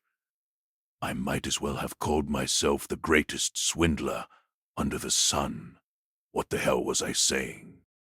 So, you can deceive the murderous little girl and talk her out of killing us so Araragi and I can live on? Sure. Despite having realized my mistake, I somehow didn't modify my approach, and my mouth just went and made it worse. Come on, mouth. Whose side are you on? Strictly speaking, it's me, Araragi, and his little blonde lowly slave. Keep 'em coming. Add 5 more lolly slaves, and it'll still be a cinch. My mouth's out of control joyride finally stopped thereabouts. I really needed to get the brakes checked. Okay. In that case, But all I'm saying is that I can. Whether or not I will is a different question. First off, the reason I con people is for money. Why deceive this Nadeko Sengoku if it won't net me a red cent? A middle school girl, god or not, getting tricked is just heartbreaking, isn't it? I will pay you. Of course. Of course. As if you had the spending power. Don't judge a book by its cover. I won the lottery since the last time you saw me, and am immensely wealthy. Glad to hear it. I assented half-heartedly, not interested in humoring her. I had other things on my mind. I was doing some preliminary calculations, just for fun. If I did swindle a god, just how much would that be worth? Even with that dilapidated shrine restored, I didn't imagine the place had much in the way of assets. In fact, the land and buildings belonged to humans, and the god probably didn't own anything. Plus, she was in middle school. Fleecing middle schoolers of their pocket money might prove lucrative if it were on a large scale like last time, but a single mark wouldn't yield much. In other words, squeezing any profit out of the target of the con herself, Nadeko Sengoku, was nigh impossible. The fruitless endeavor wouldn't net me a red cent, and if you ask me, a fruitless endeavor isn't work. It's playtime. Why should I amuse myself by playing around with a bunch of kids? I'll pay you. Senjo Gahara repeated, not to emphasize the fact, it seemed, but almost as though she couldn't keep up a conversation with me otherwise. If that was her thinking, she was damn right. I'd never amuse myself by playing around with schoolchildren unless money was involved, but if I could get an hourly wage for it, I'd do any amount of babysitting. To put it in extreme terms, as long as I get paid, I don't even care if it's a good deal. Take care of the pennies and the pounds will take care of themselves. Incidentally, that proverb is pretty old, so what with inflation, maybe pennies should be updated to something a bit larger, though I value pennies nonetheless, and may the pounds take care of me in the end. For the moment, I can give you 100,000 yen up front. In cash. That's the same amount I paid Mr. Oshino for his assistance, when he cured my mysterious ailment. Then take that money to Oshino and ask him to help you again. Curtly, but I ended up feeling as if I had actually given her a piece of sound and sympathetic advice. Dispensing it for nothing, how mortifying. What kind of a swindler am I? Well, Mr. Oshino is nowhere to be found. We've been looking for him, and Miss Hanekawa even searched overseas. Hanekawa. My mask slipped slightly at the sudden mention of an unfamiliar name. In other words, I let some emotion show on my face. Somehow, I felt a meaningless, or maybe meaningful, antipathy towards the name. Miss Hanekawa is my friend and classmate, a girl with big boobs. Adding the flippant bit in an utterly cool tone, whatever that was supposed to explain, it did get my attention. Or rather, thanks to it, I failed to properly conjure a character who even went overseas searching for someone on behalf of her friend. Size really carries so much weight. If I had huge tits, it might blast away my identity as a con man. In any case, Senjo Gahara had effectively kept this girl, Hanekawa, beyond my malign influence. Well done. If Oshino, this was information of a caliber that I'd have liked to be paid for as well, but since she had told me about Hanekawa, sharing this about him in return made us even. Inside me, an 11th hour deal was struck, really wants to remain hidden. No one will be able to find him. He and I have extremely similar behavior patterns, but the difference is that he hates civilization. People who hate civilization don't leave much of a trace and are hard to track down. A drawback of the world's precipitous transformation into an information society. Right. You, meanwhile, were easy to track down. Aren't you a little too free with your spending? How much money do you have right now? I bet you're poorer than I am. It was none of her concern. There was no call for her to feel concerned. I hadn't fallen so low that I needed some high school student worrying over my finances. When I see a penny on the street, I pick it up, but that has nothing to do with what's going on inside my wallet. I certainly wasn't poorer than Senjogahara, at least I think not, assuming she hadn't actually won the lottery. As things stand, I have no debts. My work just involves a high rate of failure, thanks to high schoolers interfering and whatnot. Overall, I'm breaking even, or a little bit in the black poverty is a stranger to industry, as they say. I know what the answer will be. I know I'm wishing for a miracle, but Kaiki, may I ask you something anyway? What? Having made trouble for me and Araragi in the past, and also to make things up to Nadeko Sengoku, would you consider working pro bono? When hell freezes over. That's what I figured. Senjogahara actually seemed satisfied by my instantaneous response, but since there was still a chance that she had the wrong impression, and was betting on my conscience, or humanity even now, I decided to dispel any such illusions. Maybe I am a nice guy after all. Totally out of the question, and in fact, for my part, I don't want anything more to do with you or Araragi. I won't say that I don't want to see your faces or hear your voices again, but that just means I'm not saying it. I'm a coward.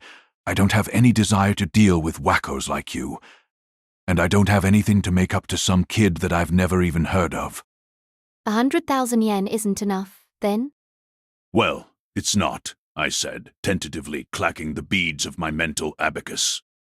I couldn't be sure without hearing the particulars, but bamboozling a god would mean operating on a large scale, and the consequences of failure would be huge too. Put plainly, it was a job that even a chump like Oshino might turn down like hell. A hard case like me was going to take it on. 100,000 yen didn't even cut it as down payment, in which case there was nothing further to discuss. So, exactly how much do I have to pay for you to con Nadeko Sengoku? Give me a number. We'll call the 100,000 a deposit, with the understanding that I'll get together a less insulting sum as soon as I can. Desperate, aren't you, with your life on the line? Or is it that your sweetheart's life is precious? If the absolute maximum you could pay is only enough to save one of you, who'd you choose? I wonder. Yourself or Araragi? Araragi, no question about it. Yeah. She gave the answer I'd expected. Whatever she felt in her heart of hearts, had she given any other, she wouldn't be Senjogahara. At least not the Senjogahara I knew. I was relieved. People might turn over new leaves, but their basic character didn't change so easily.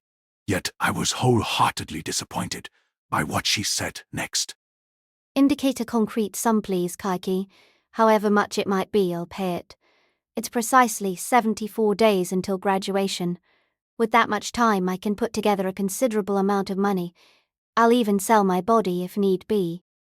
My cup was still about half full, and I had no qualms about tossing the remaining coffee in her face.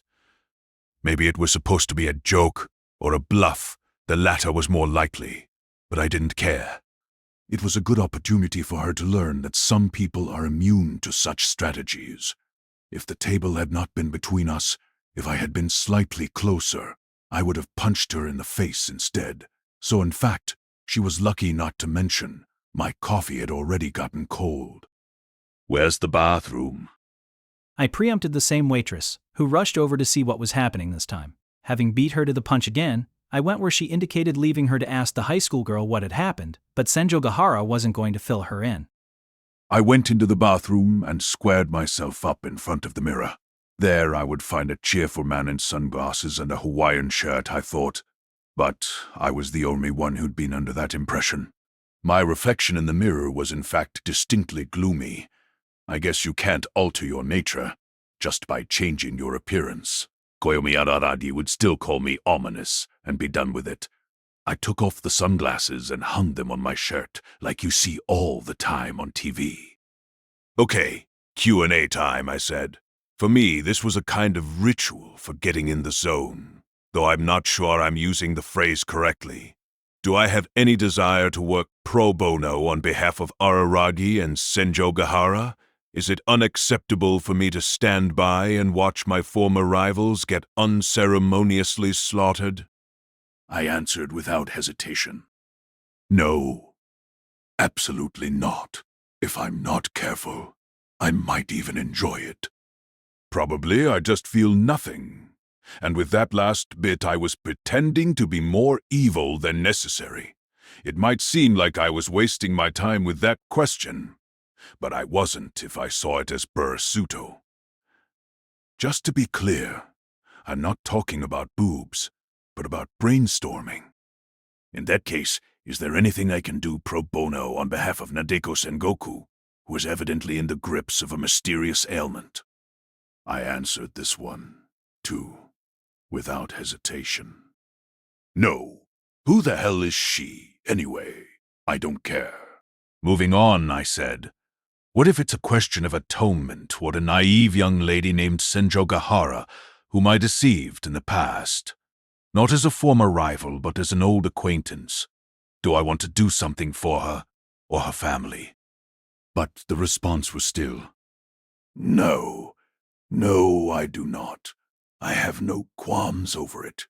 I added, even if some girl from a family I swindled is forced to sell herself, I won't change my way of life one bit. If that was how I felt, why had I thrown coffee in her face? What to do with me? Well, nothing. I've learned to live with that much of a contradiction. That's me, who I am. Then, what about Aragi? I did torment his little sister, didn't I? And I did sell him out to Karinui on top of that. Maybe I owe him some change from that transaction. As a change of pace, so to speak, what about saving the guy's life? The me in the mirror answered, No. Even if he had some change coming to him, it wouldn't be nearly enough. This little trip's price tag already more than makes up for anything I might owe him. I'd been able to use my prepaid premium pass for the airplane ticket, but the bus fare to the airport and the Hawaiian shirt and sunglasses were out-of-pocket expenses. What else? Oh yeah, this Hanakawa girl. Am I touched by her over-the-top gallantry and going overseas for the sake of a friend? Or maybe the little lady is loaded. I might milk her parents. No, I didn't even have to think about it for a second. Didn't even have to pause.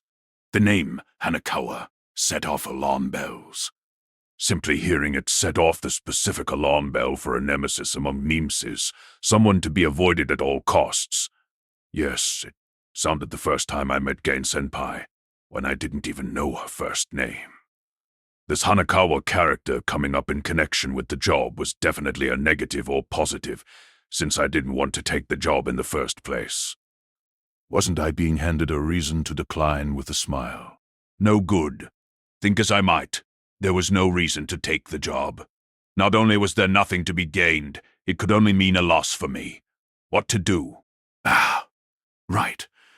I suddenly remembered pondering Hanakawa had unconsciously put me in mind of Gain-senpai, which reminded me that there was someone else in that town. Her niece, in other words, her older sister To's only daughter. Her legacy, you might say. Her surname had changed, though. Suruga Kanbaru. She probably didn't consider herself a member of the Gain clan, which didn't alter the fact that she was To Gain's daughter. Yes, and wasn't Suruga Kanbaru, whom I ended up not seeing, a student at Naotsu High, and Senjogahara's buddy prior to that? I'd heard about it 2 years ago. In middle school, Senjogahara had only one person she could call a close friend, and they were dubbed the Valhalla Duo, or the Valkyrie Duo. That was when the name Suruga Kanbaru first made it onto my radar. At the time, her left arm was just a left arm, of course, so I had no reason to get involved and was simply glad that she seemed to be doing fine.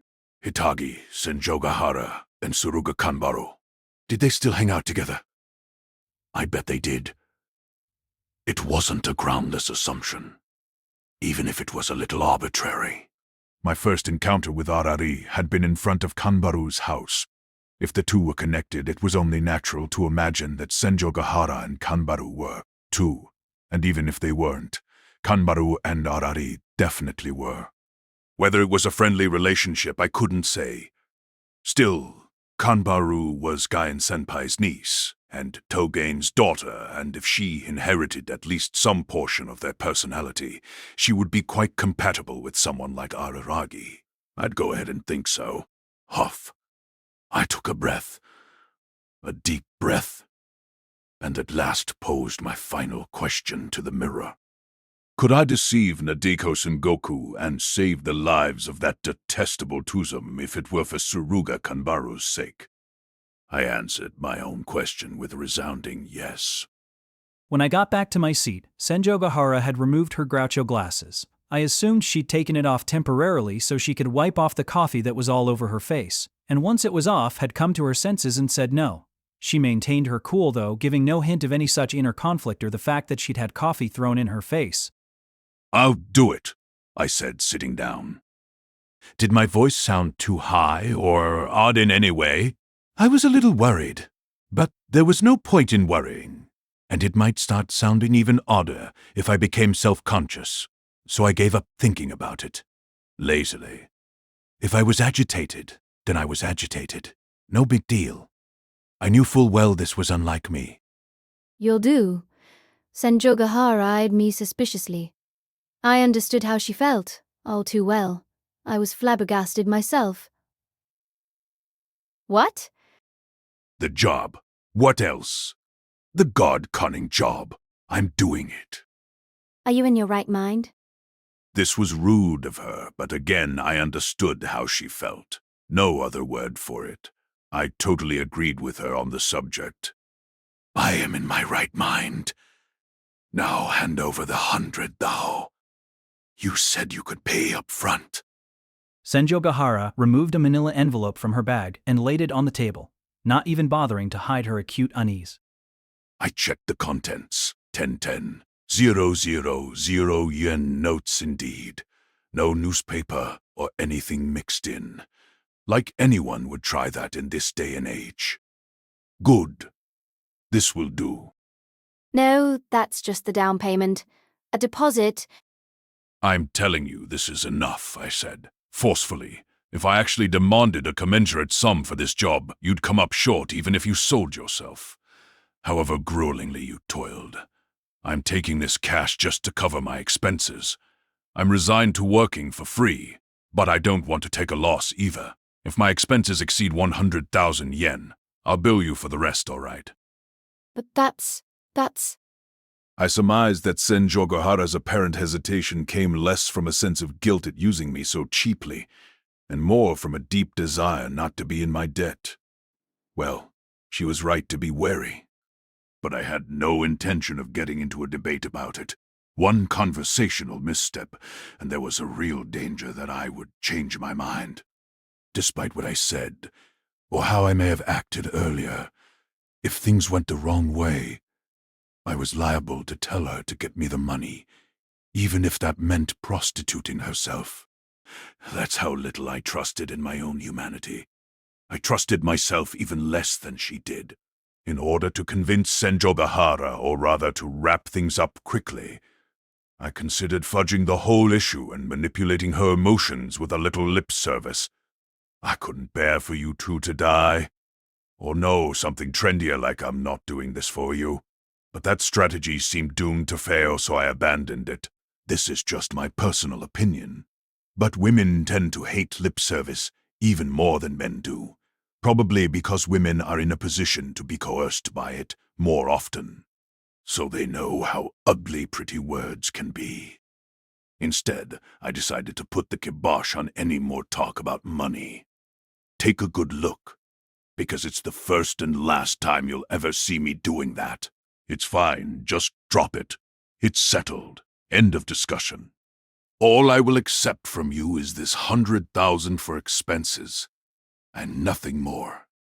Should they be greater, I will bill you separately. In the event that some money remains unused after the job has been brought to a satisfactory conclusion, I will keep the rest and not bother you with any detailed accounting. I will accept the job only under these terms. Agreed. Amidst a heady brew of dissatisfied reluctance, Senjogahara ultimately acquiesced, considered apart from any humanity I may or may not possess. These were unmistakably sweet terms, hence her caution, I suppose. There was no question she'd been grasping at straws when she'd gotten in touch with me. She'd had nothing to lose, so she should count herself lucky. Well, whether she had grasped at straws or drawn the short straw didn't concern me, and either way, I wasn't guaranteeing success. Although this flies in the face of my earlier boast, to be something close to honest about how I really felt, I was saying that I would, but not that I could. I'd deceived countless people since the day I first pulled one over on my kindergarten teacher, but I had yet to dupe a god. Okay then, if I may explain the situation in detail. I'd rather not hear the details from the horse's mouth, actually. I don't work like Oshino. You see, taking personal feelings and circumstances into account makes things too complicated. I said, taking the sunglasses, which I had completely forgotten about, from where they were hanging on my Hawaiian shirt and putting them on again.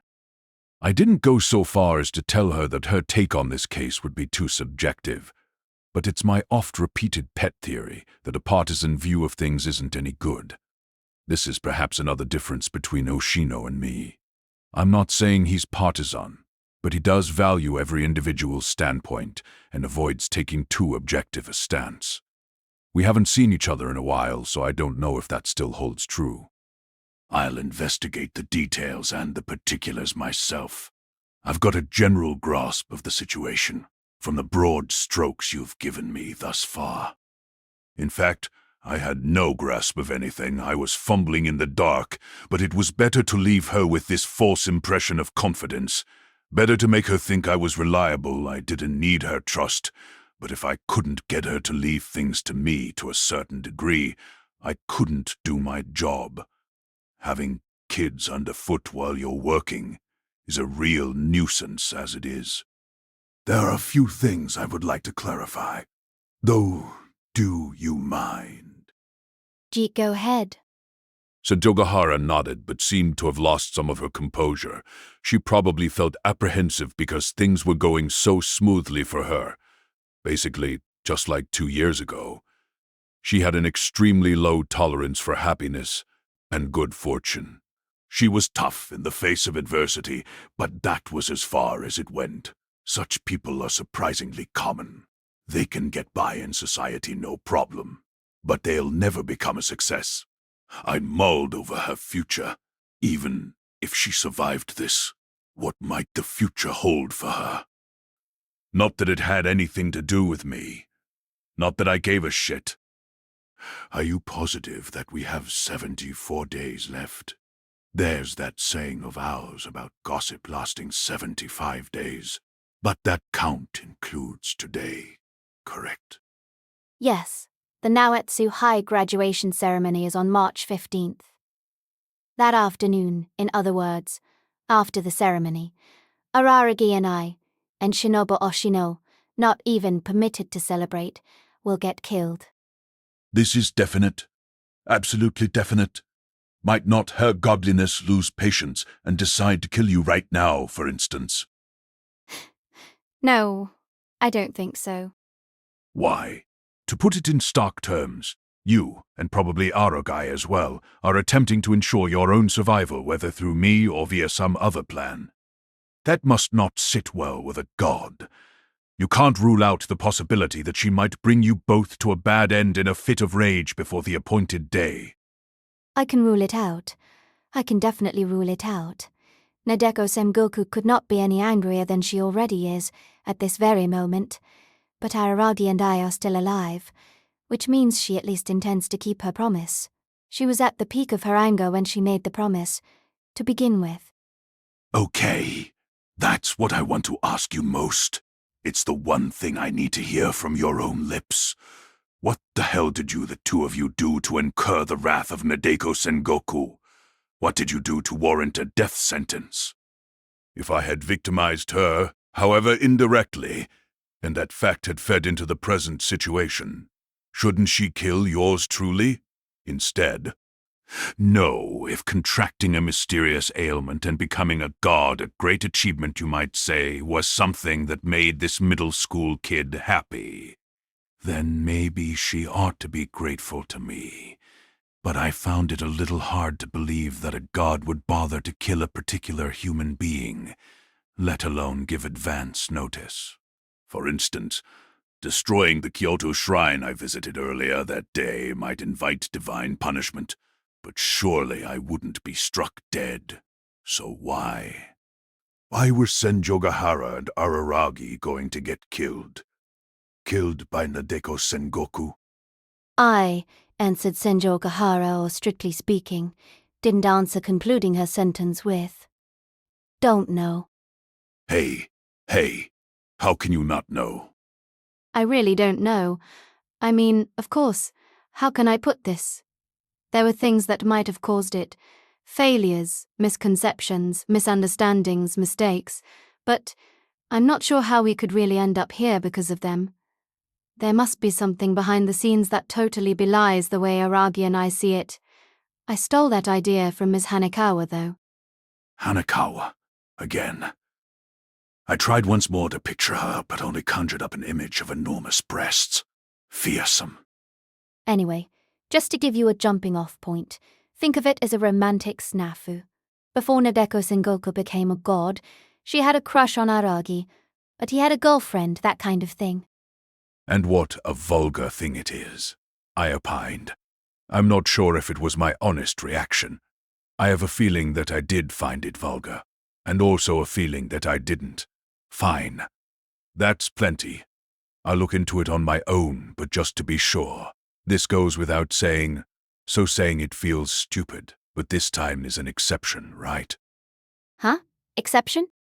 Come on. I'm asking if it's okay for me to set foot in your town.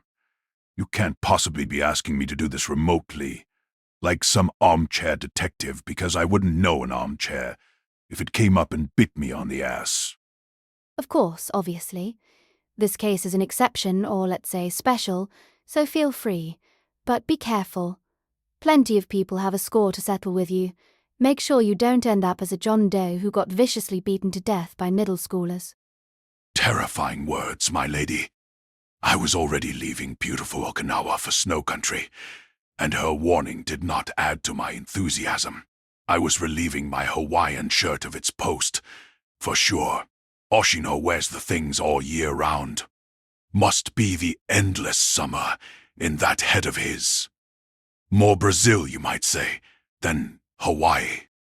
This is also obvious, but please don't let Aragi see you. Right. Well, I don't want to see him either. Araragi is one thing, but that lowly slave of his is liable to kill me. Did I also need to watch out for his little sister, Karen, the girl with the ponytail, though she wouldn't necessarily have one now? Okay, I'll begin my investigation right away, but I don't want you thinking this will be over in a day or two, Senjogahara. Not that I intend to take the full 74, but expect it to take at least a month. Sure, I'm ready for a long campaign. Or it's already been a long campaign. Still, I'll take the liberty of remaining in frequent contact. I may have commissioned you, but trusting you completely is, for me, an impossibility. That's fine. Don't trust me, be suspicious, I said, before trying to drain my coffee cup at a gulp. I'd forgotten that it was empty since I'd thrown the contents in Senjogahara's face. Remembering my claim to be vacationing in Okinawa, I muttered, I guess my stay here ends today, as I began to hatch my plans. Hatch? What was I, a mother hen? We'll say a bit of foul play suited me fine. I should be able to catch a flight that puts me in your town before the end of the day. But best if we took different ones. It'd be no joke if Araragi learned we'd been on the same plane. Yeah, totally. By the way, Kaiki. What? Think you could lend me the plane fare home? At that point, I decided to abandon the 5 or 6 other cons I had going. To abandon and abjure them. To act as if they had never existed. After all, they might have been another one of my lies. Either way, handing Hitagi Senjogahara her plane fare, I sent her on ahead of me, then headed to a convenience store inside the airport. I wanted to buy a pen and notebook, the 8½ x11 variety, but unfortunately they didn't have any that size, so I ended up with a memo pad, which was a little smaller than I would have liked. A Tokyu Hands or a Loft would have done the trick, but apparently neither chain has outlets in Okinawa. I jumped right into my preparations while I waited for the flight. I clearly couldn't stay in that town itself, so I made a reservation at a business hotel in a shopping district more than a half-hour away by train. 1 week, to begin with. I didn't use a false name because I didn't think it necessary. But Deishū Kaiki already sounds like a fake name, and since I don't have a fixed home, I had to lie through my teeth to fill out the address section. The cost of the stay would pretty much use up the 100,000 yen. Strictly speaking, Senjogahara's plane fare had already taken care of some of it, but travel and hotel expenses are something that I always have to contend with anyway, so in this instance I decided not to include them. Oh, but Senjogahara, how reckless. To come to Okinawa without enough money to get home. Or maybe it was that unexpected for her that I actually took the job. If I refused, she would still have the entire 100,000 yen available, but perhaps she was simply terrible with money. She was the only daughter of a formerly wealthy family, even if they had fallen on hard times. As I made phone calls, laying the groundwork and getting the ball rolling on gathering info, it came time for my flight to depart. I would arrive there before the end of the day, but only just. It would be quite late at night, so while it was true that I was getting underway today, the real investigation wouldn't start until tomorrow. In which case, I wanted to work on my plan in the meantime. I love planning any con, let alone a huge job like this. Pulling one over on a guard. I was like a kid in a candy store. Unlike the stream of unconscious lies that flow out of my mouth, a systematic con is an art form, Mikes, that came out sounding like a lie. How embarrassing. It's really just a matter of prudence. But since my student days, I've always enjoyed making plans for summer vacation and so on. This is truly true. It might be a lie, but it's true. A lie that might be true. Whatever. Who cares? I'm just putting up a smokescreen. I used the time waiting for the plane, and the time on the plane to steadily think things through opening the notebook. I used the whole spread to draw a map first. A map of that town. A map of the town from which I was temporarily unbanished. I had only vague memories to rely on for certain areas, but having drawn one a little over 6 months ago, I didn't have all that much difficulty. A map it was, but the scale and relative positions didn't need to be correct. It was simply an approximation, a tool for visualizing a situation. Visualization. Basically my own kind of mental map, so more like an illustration than a map. It's much easier to picture things when you start drawing. At least it is for me. Kita Shirahibi Shrine, whose location I knew secondhand, MS 701, which I believe Nadeko Sengoku attended while she was human, Naoetsu High, where Senjogahara and Araragi go, the Kanbaru residence, the Araragi residence. Maybe I didn't need to draw in Suganoki's second middle, Araragi's little sister's school, since it was a little farther away. No, better included, just to be on the safe side. I crammed the blank spread with info that might come in handy, info that might not. I also drew recognizable caricatures of the involved parties, whose faces I knew, like Senjogahara. Those two, in particular, had names that looked scary if I wrote them out. In cartoon form, they became cute kids. Naturally, it wasn't just those two. I fluidly drew all the middle schoolers I had duped back then, whose faces I could still bring to mind. When the spread was full, I turned to a fresh one for a somewhat more specific map. If the previous pages were an overview, this was a detail. The scale was still completely screwy, but if I needed precise distances, I could just use the mapping app on my smartphone. It might come across as a strange activity to whoever's sitting next to you on a plane, but that didn't bother me. This was my own internal visualization aid, and if they peeked, they still wouldn't get it.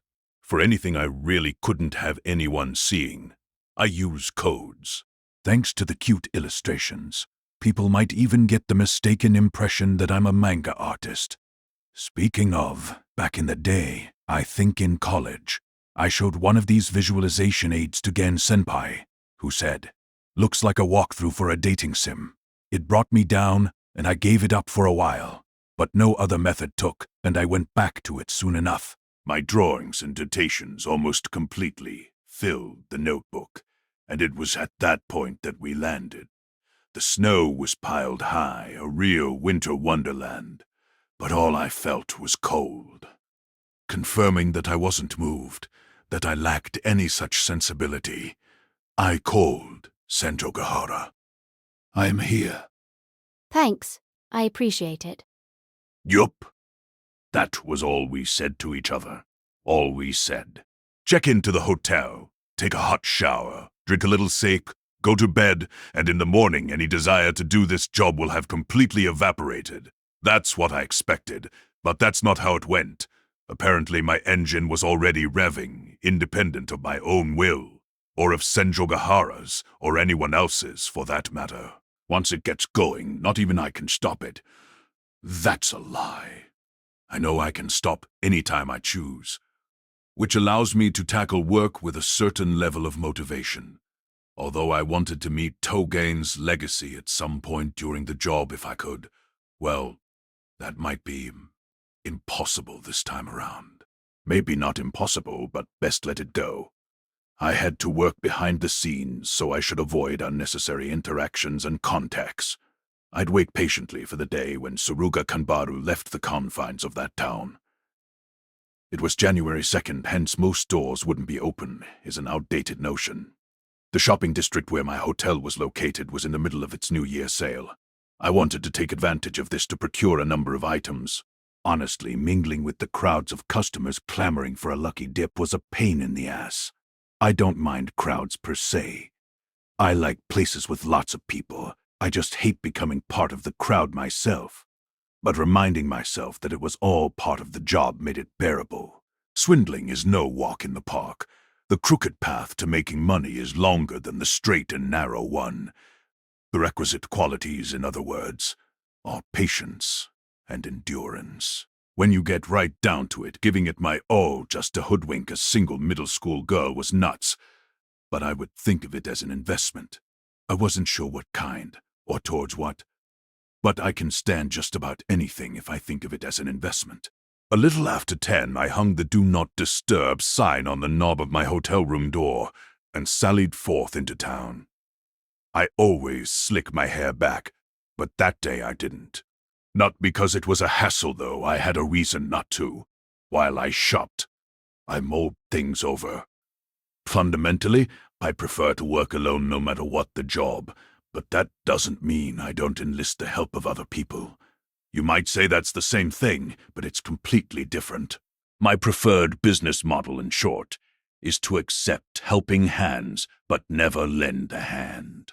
Especially with a big, if you ignore the fact that, all told, I was conning a single middle school girl job like this, I couldn't help but think that it might be a good idea to enlist some help. I had finished reaching out the previous day to a necessary minimum of people who served as sources and informants, but I wanted to rope in a local or two if possible. Having to keep my identity secret meant I couldn't operate openly. Enlisting their help is quite a modest way to put it for a swindler, because it's more like using them, but I try to stay away from mock evil manners of speech. I'm not some kind of slave driver, and I intended to pay them a generous stipend of around 10,000 yen each.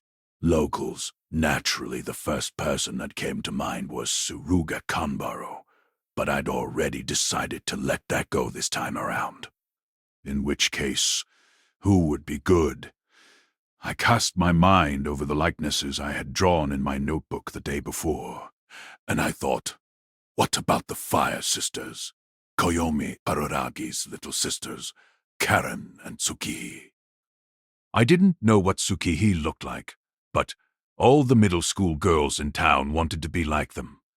When I was there laying the groundwork for my last con, I was on guard yet. Somehow they slipped through the cordon. As with Kanbaru, though for a different reason, I'd been thinking the day before that I absolutely needed to avoid encountering the pair, particularly Karen, the elder sister. But I quickly changed my tune.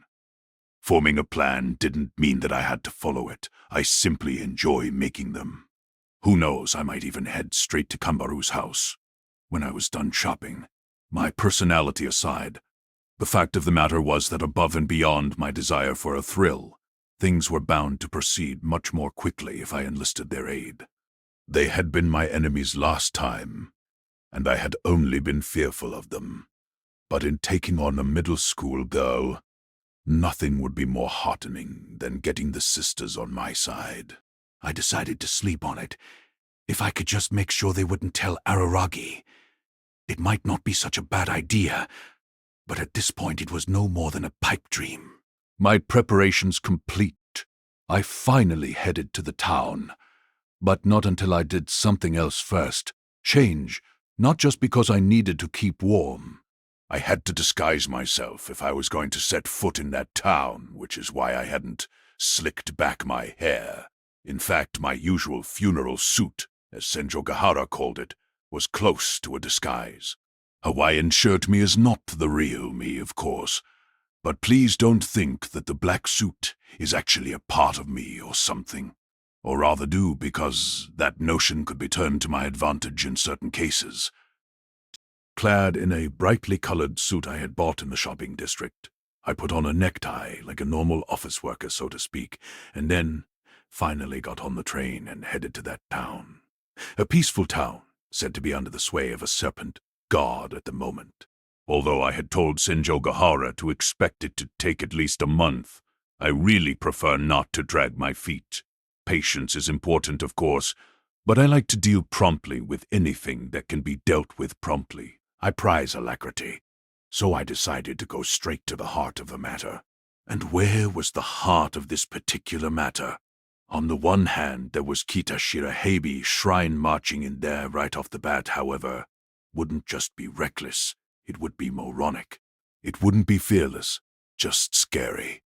The matter had another heart, so I would go there first. It's odd to be speaking of multiple hearts, but never mind that. The other one in question was Nadeko Sengoku's home. The logic being that if I could begin by getting a handle on the personality of the mark, the rest would fall into place. Thus, I left the station and made a beeline for the Sengoku place, by which I mean I started walking in what I assumed to be its general direction, since I didn't have the address, and called Senjo Gahara. What is it? Any new developments? I've completed my preparations, and am now commencing operations. Sounds pretty loud where you are. Where you spending the holiday anyway? I should have just butted out. The work was mine to do, and I didn't want her butting in, so it didn't matter where she was or what she was doing. Aragi's house, she answered, when she really didn't have to. They invited us, you see. My dad's here too, like our families are getting to know each other. Isn't that cute? Go easy on me. I'm quite aware how ridiculous it is for us to be carrying on like nothing's wrong, Senjo Gahara pleaded, in a sinking voice that was very unusual for her. Well, that did explain the noise in her whispering. In that case, she could have just not taken the call, but with her and her sweetheart's lives on the line, I guess she had no choice. The thing is, while I found them ridiculous, I didn't think they were wrong to be carrying on like that. Just because you're dying in 74, no, 73 days, whatever, in the near future, you can't simply neglect your interpersonal obligations. As long as you're trying to save yourselves, anyway. I need Nadeko Sengoku's address, by which I mean her legal place of residence, where she was living when she was human. I could find it out myself, but I want to know now, I cut to the chase, not giving a damn about their complex feelings or delicate situations. Email it to me, will you? I know Miss Sengoku's, Nadeko Sengoku's address, sure, but That miss didn't escape me. I had no idea what that slip of the tongue might mean, but I filed it away in my mind. I wasn't sure if it would prove to be useful info, but I didn't need to know yet. I don't have your email, Senjogahara stated. I'm telling you now. Do you have something to write with? No, but I'll remember it. Smart little girl. It pissed me off. So I gave the address quickly and indistinctly. I don't know what I'd have done if she'd gotten it wrong, but she repeated it back to me without any hassle. She really is smart. I thought, genuinely impressed this time. When such a smart girl ends up in a bad predicament, nothing to say but life ain't fair. Or wait. Maybe it just balances the equation when someone who's talented faces hardship. People who aren't talented basically facing hardship too pokes a hole in that theory. But I'm just going to let that one go. It was just a thought. After all, and I don't have a comeback if you start splitting hairs. Okay, I'll email her address right away. But what are you going to do once you have it? Send her a holiday card. Making jokes in serious circumstances isn't just bluster, it's a kind of conversation skill. But this one actually landed. I could tell that Senjogahara had crouched down on the other end of the line. Probably she couldn't laugh out loud because her family or her sweetheart were on the other side of the door. The stone-faced girl of 2 years ago. She'd become someone who laughed easily, though in the end I was to blame for exacerbating the stone-faced attitude that had been brought on by her mysterious ailment. I'm kidding, of course. I clarified unnecessarily, which Senjogahara also seemed to find funny. She couldn't get a hold of herself, so there was nothing to do but forge ahead. I'm going to find out more about Nadeko Sengoku. I assumed that, having given up her humanity and become a god, she's currently being treated as a missing person, a runaway. So, I'm going to get the story from her parents, then get permission to search her room. Maybe I'll find something. Wait a sec. Senjogahara tried to stop me, though. She still couldn't stop laughing. Kaki, naturally I'll leave your methods up to you, but don't get too rough. I don't get rough. You should know me better than that. If you're going to leave my methods up to me, then leave them up to me. And don't forget, Senjogahara, don't ever forget that your life was so shamefully dear to you too, that you turned to your most bitter enemy rather than lose it. Sure, if it had only been a question of her own life, I doubt she would have come to me. But I enjoy saying stuff like that when I know the truth damn well. And the moment I enjoy it, I lose sight of what was so enjoyable about it. I know, I haven't forgotten. But let me ask you anyway. Please don't do anything too rough. I just told you I wouldn't. Suddenly fed up, I jabbed the off button. I like phones because you can do that. Well, it wasn't just because I was fed up.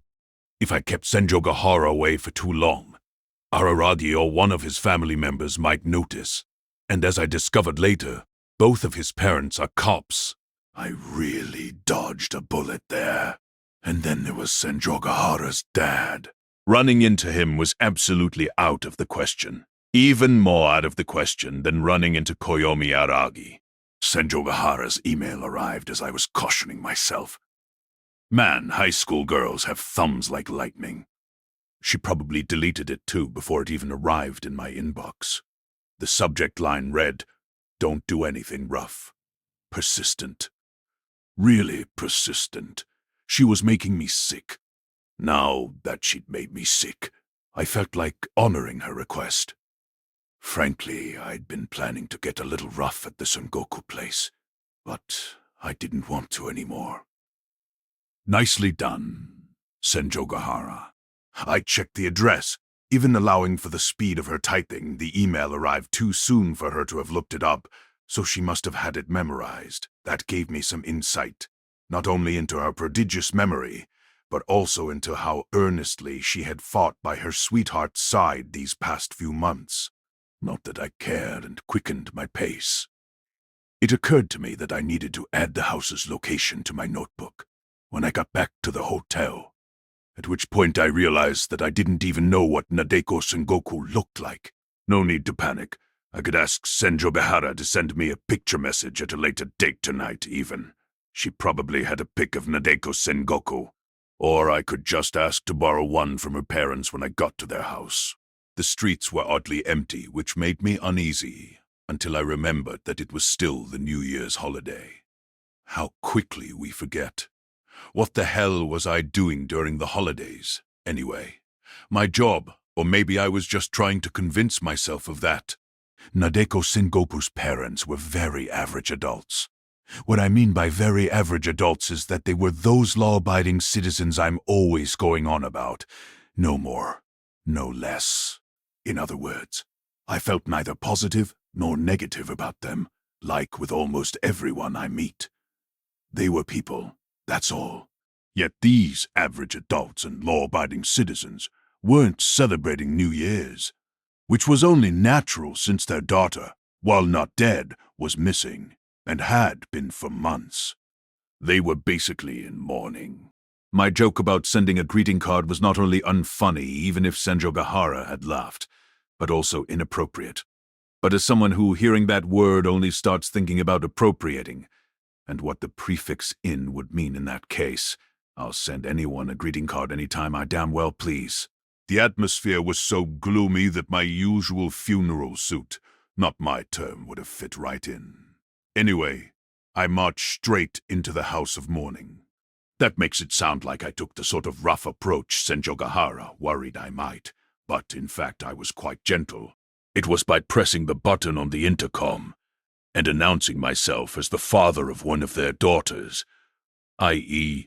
Nadeko Sengoku's classmates, which is to say by lying, that I gained entry to the home. Maybe she just ran away, of course. But my daughter has been missing for 3 days now as well. I'm pretty sure. She said something about your daughter right before she disappeared. It's been tormenting me, so here I am, thoughtlessly barging in. Do you think you might be willing to talk to me about your daughter? And so on. I'm one hell of a performer, or rather, any wariness her parents might have maintained towards their unknown visitor melted away the second I uttered their daughter's name. So even if I'd been a performer and liar unfit for anything above the level of an elementary school talent show, the outcome might have been the same. If I may digress for a moment, nothing is more of an imposition, more painful, for people caught up in a situation like that, than the busybody who comes bearing misinformation or disinformation. I understand that sentiment. I do. But that's as far as it goes. So, as I sat in the living room listening to their story, I thought to myself, you two are very average adults. Not to mention, very average parents. I'm not disparaging them, to be clear. That was just my impression. I meet a lot of people in my line of work. Among them have been a great many parents whose daughters have gone missing, whose daughters have died, whose daughters' whereabouts are known but who haven't been heard from in ages.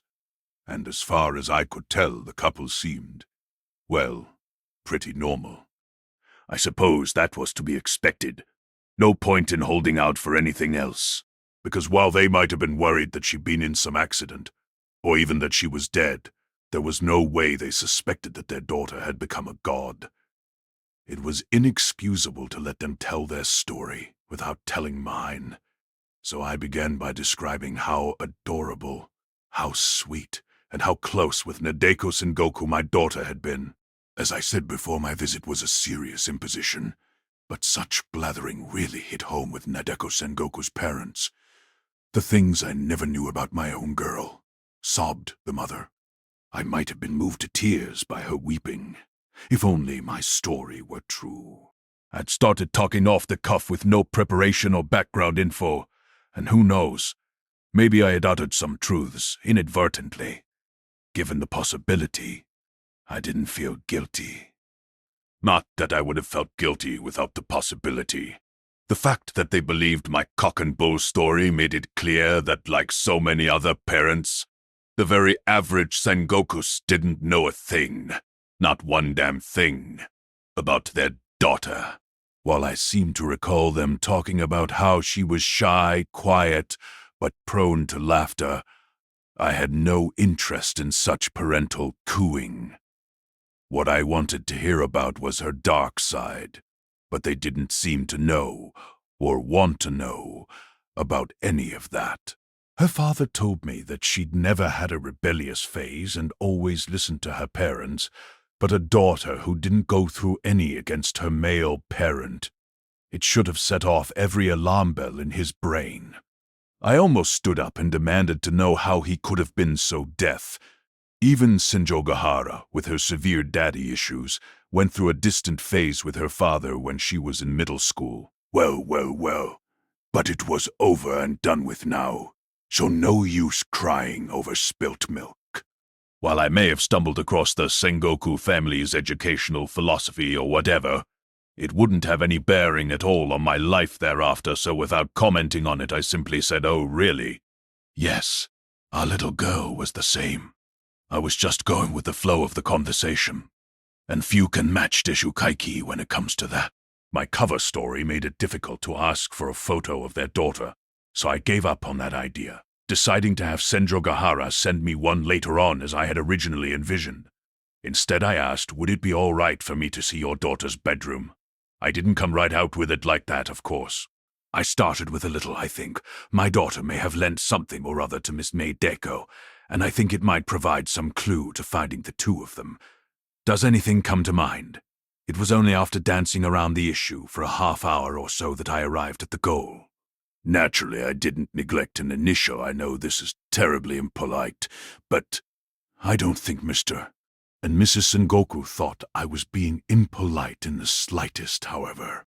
Nadeko Sengoku's parents showed me to her second-floor room, which was what you might call tidy. Yet it was a little too clean, artificially so, to call it ordered. Her parents must have continued to clean the room after its occupant went missing. When I noticed this, I asked them, and indeed they were preserving it in the state it had been in before their daughter disappeared.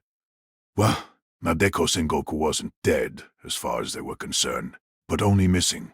So as parents, it was the right thing to do. It wasn't like they were counting the years of a child who'd passed away.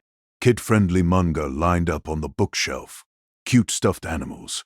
The overall impression was very much that of a middle school girl's room. But to me, it somehow seemed affected. Affected, if this is how it looked with her parents cleaning it honestly, I might even say creepy.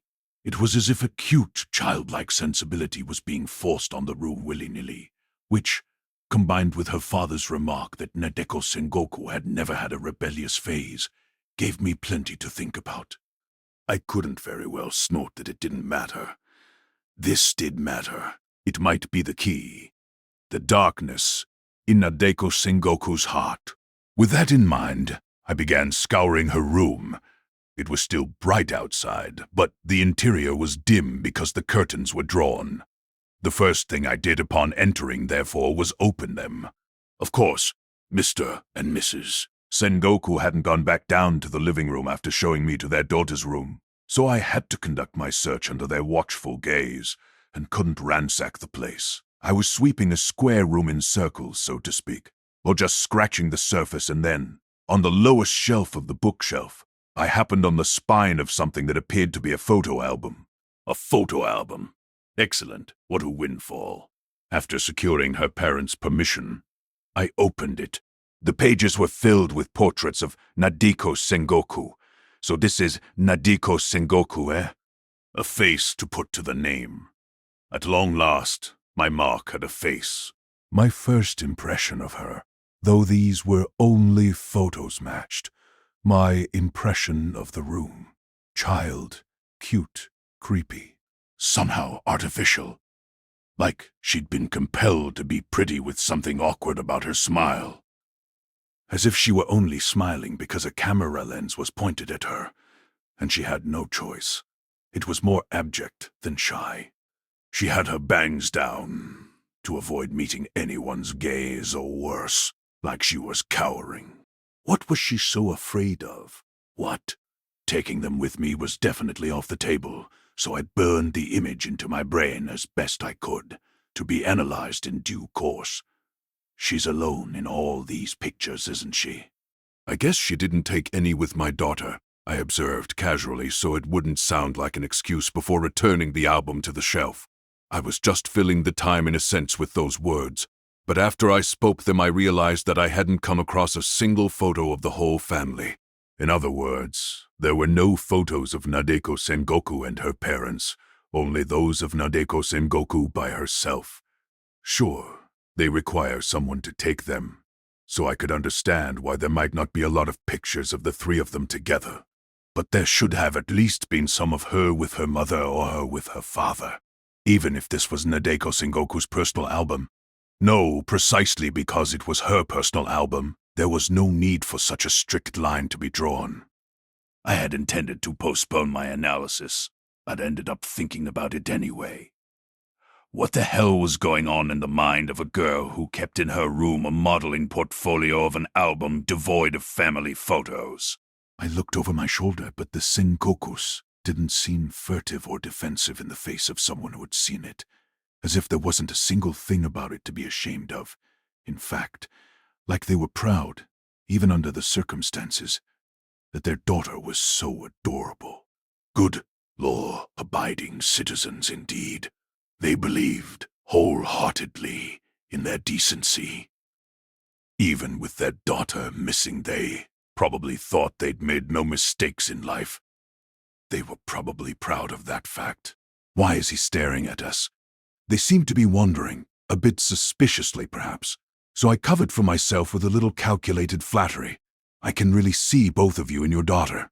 Speaking as a professional swindler, it was a bit blatant, but it seemed to do the trick. While their mood didn't openly improve, they appeared relaxed for parents whose daughter's room was being scoured. I continued my search, and just when I was starting to think I'd better decide what this important item was that my daughter lent her, I reached for a closet that had been fitted to the corner of the room. Well, I began to reach for it.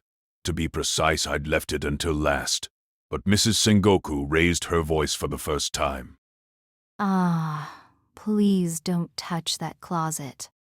Her steadfast conviction, manifest in her tone, would clearly require a great expenditure of effort to overturn. I asked the perfectly natural question, why not, and naturally expected an important reason.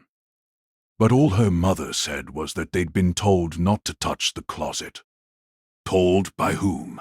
I probably didn't need to ask, but did so anyway, and just as I thought their daughter had told them. It's hard to describe how I felt then, so let me simply state the facts. In short, their daughter was missing, and even though they might find an important clue, her parents, devoted to keeping her room clean, and just the way it was, humored Nadeko Sengoku and never opened the closet. It would be difficult, in my ostensible role as her friend's dad, to persuade them to let me open the closet, and downright impossible to search it behind not one but both of their backs, so I put it off until later. Well, I knew about it now. I'd learned of its existence. That alone made the visit to the Sengoku home worthwhile. I gave her parents my cell phone number, took down theirs, told them I'd contact them if I discovered anything, and that we should stay in touch, and left. Setting aside the closet, even if I opened it, the punchline might be nothing more than a bunch of naughty books lined up inside as you'd expect of a middle schooler. I had managed to learn from my light dredging of her room that Nadeko Sengoku did indeed appear to have a dark side. I might be the only sourpuss in the whole world sour enough to find darkness amidst that strawberry-colored room, though. I imagine I am. Or maybe I'm just assuming that anyone who becomes a god through a mysterious ailment must have a dark side. Apparently, I'd spent more time than I intended laying the groundwork to win her parents' trust, because when I left the place, it was already what you could reasonably call evening. I thought it wasn't too soon and called Senjogahara. I didn't do anything rough. I sarcastically opened with her own plea, then continued. Now send me a picture of Nadeko Sengoku. What? You didn't even know what she looks like? I surmised that the New Year's celebration had come to an end, since she didn't lower her voice at all for this barbed reply. I've never met the girl, I said. You've been insisting she's my indirect victim, that's all. Upon reflection, I can't even be sure that's true. Are you telling me I'm deceiving you? She probably didn't want to hear that from me. She sounded mortified. I looked at a photo album at her house. Cute kid, isn't she? The kind you'd hate. There was a long pause in response to my renewed sarcasm, after which she admitted, yeah, so honest, definitely no way she could deceive me, the type I hate the most. Even if things were different, we could never, ever be friends. I haven't figured out yet if they baby her or if she just acts like a baby, though. Did you have her address because you've been to her house? By which I mean, have you spoken with her parents? Of course I have. One of Araragi's sisters was friends with Nadeko Sengoku, so I do know them. Just barely. Then again, Araragi's sister could befriend anyone, so that doesn't mean they were particularly close. Koyomi, Araragi's sister, Karen, or Tsukihi. Given their characters, Tsukihi seemed like the more logical choice. Are Araragi's sisters aware, I asked, of their brother's situation? Based on the New Year's festivities, it seems like their folks, at least, are in the dark. His sisters don't know either. Not their brother's situation, nor what's happened to Nadeko Sengoku. The only ones who know are me, Aragi, Shinobu Oshino, and Miss Hanakawa. I actually wanted to keep it secret from her as well, but the cat's out of the bag. Why would Senjo Gahara add that playfully? Who was this Hanakawa, anyway? That's only as I understand it, of course. Maybe Arabi spoke to someone and is keeping it secret from me. That seemed entirely possible. A real-life watch fob and comb couple, they did seem to keep a lot of secrets from each other. I'm pretty sure I'd heard something about how they promised not to hide anything where aberrations were concerned. But who knows? Maybe that promise was riddled with loopholes. If Araragi were to seek help without telling Senjo Gahara, who would he go to? I thought about it, but nothing came to me. I didn't have a good notion of the width of his social circle, if I had to guess. Maybe Kegenui or Ononoki. Those two immortal slayers seemed to have reconciled their differences with him, boringly enough. Why are you playing this so close to the vest? If you went public, you might find an unexpected solution. I threw in, though I kind of saw what the answer would be. Enlisting Kanbaru, whose left arm seems to have been taken over by an aberration, was an option, for example. It wouldn't be particularly desirable from my perspective, but as far as I knew, the quota of wishes available from that monkey's paw had yet to be used. Well, she's just savage. Nadeko Sengoku is. Savage, Senjo Gahara had said, choosing her words. The acid-tongued, at least in my experience, young lady resorting to such a straightforward expression was unexpected. Savage. The word wasn't applied to humans as often as you might think. You used it to describe a beast or a small child, not how one typically describes middle schoolers anyway, nor gods for that matter. Not typically, and yet. It's as if she wouldn't hesitate to lump in and get rid of anyone we might ask for help. Originally, this is just an issue between her and Araragi, but she has no qualms about dragging other people into it, me included. Even I wasn't so uncouth as to complain, hold on. Doesn't that mean that my life is in danger? You were perfectly happy to drag me into it, though I might die. I'd known all along. I'd taken the job fully aware and cognizant of the underlying circumstances. Every job carries some risk, and ultimately work is about balancing the risks and benefits. But what the hell were the benefits of this job? Over half of my 100,000 yen expense account had already gone to clothing costs. I see. So you can't speak to just anyone. That's why she'd wanted to exclude this Hanekawa, who was clearly no ordinary person, if she so easily sussed out a life-or-death secret Senjogahara and Araragi were trying to keep. It was the Fire Sisters and Koyomi Araragi, along with Hitagi Senjogahara, who uprooted the con I planted in the town 6 months earlier. But, and this is an educated guess, or more like speculation, maybe this Hanekawa actually helped out with the weeding as well.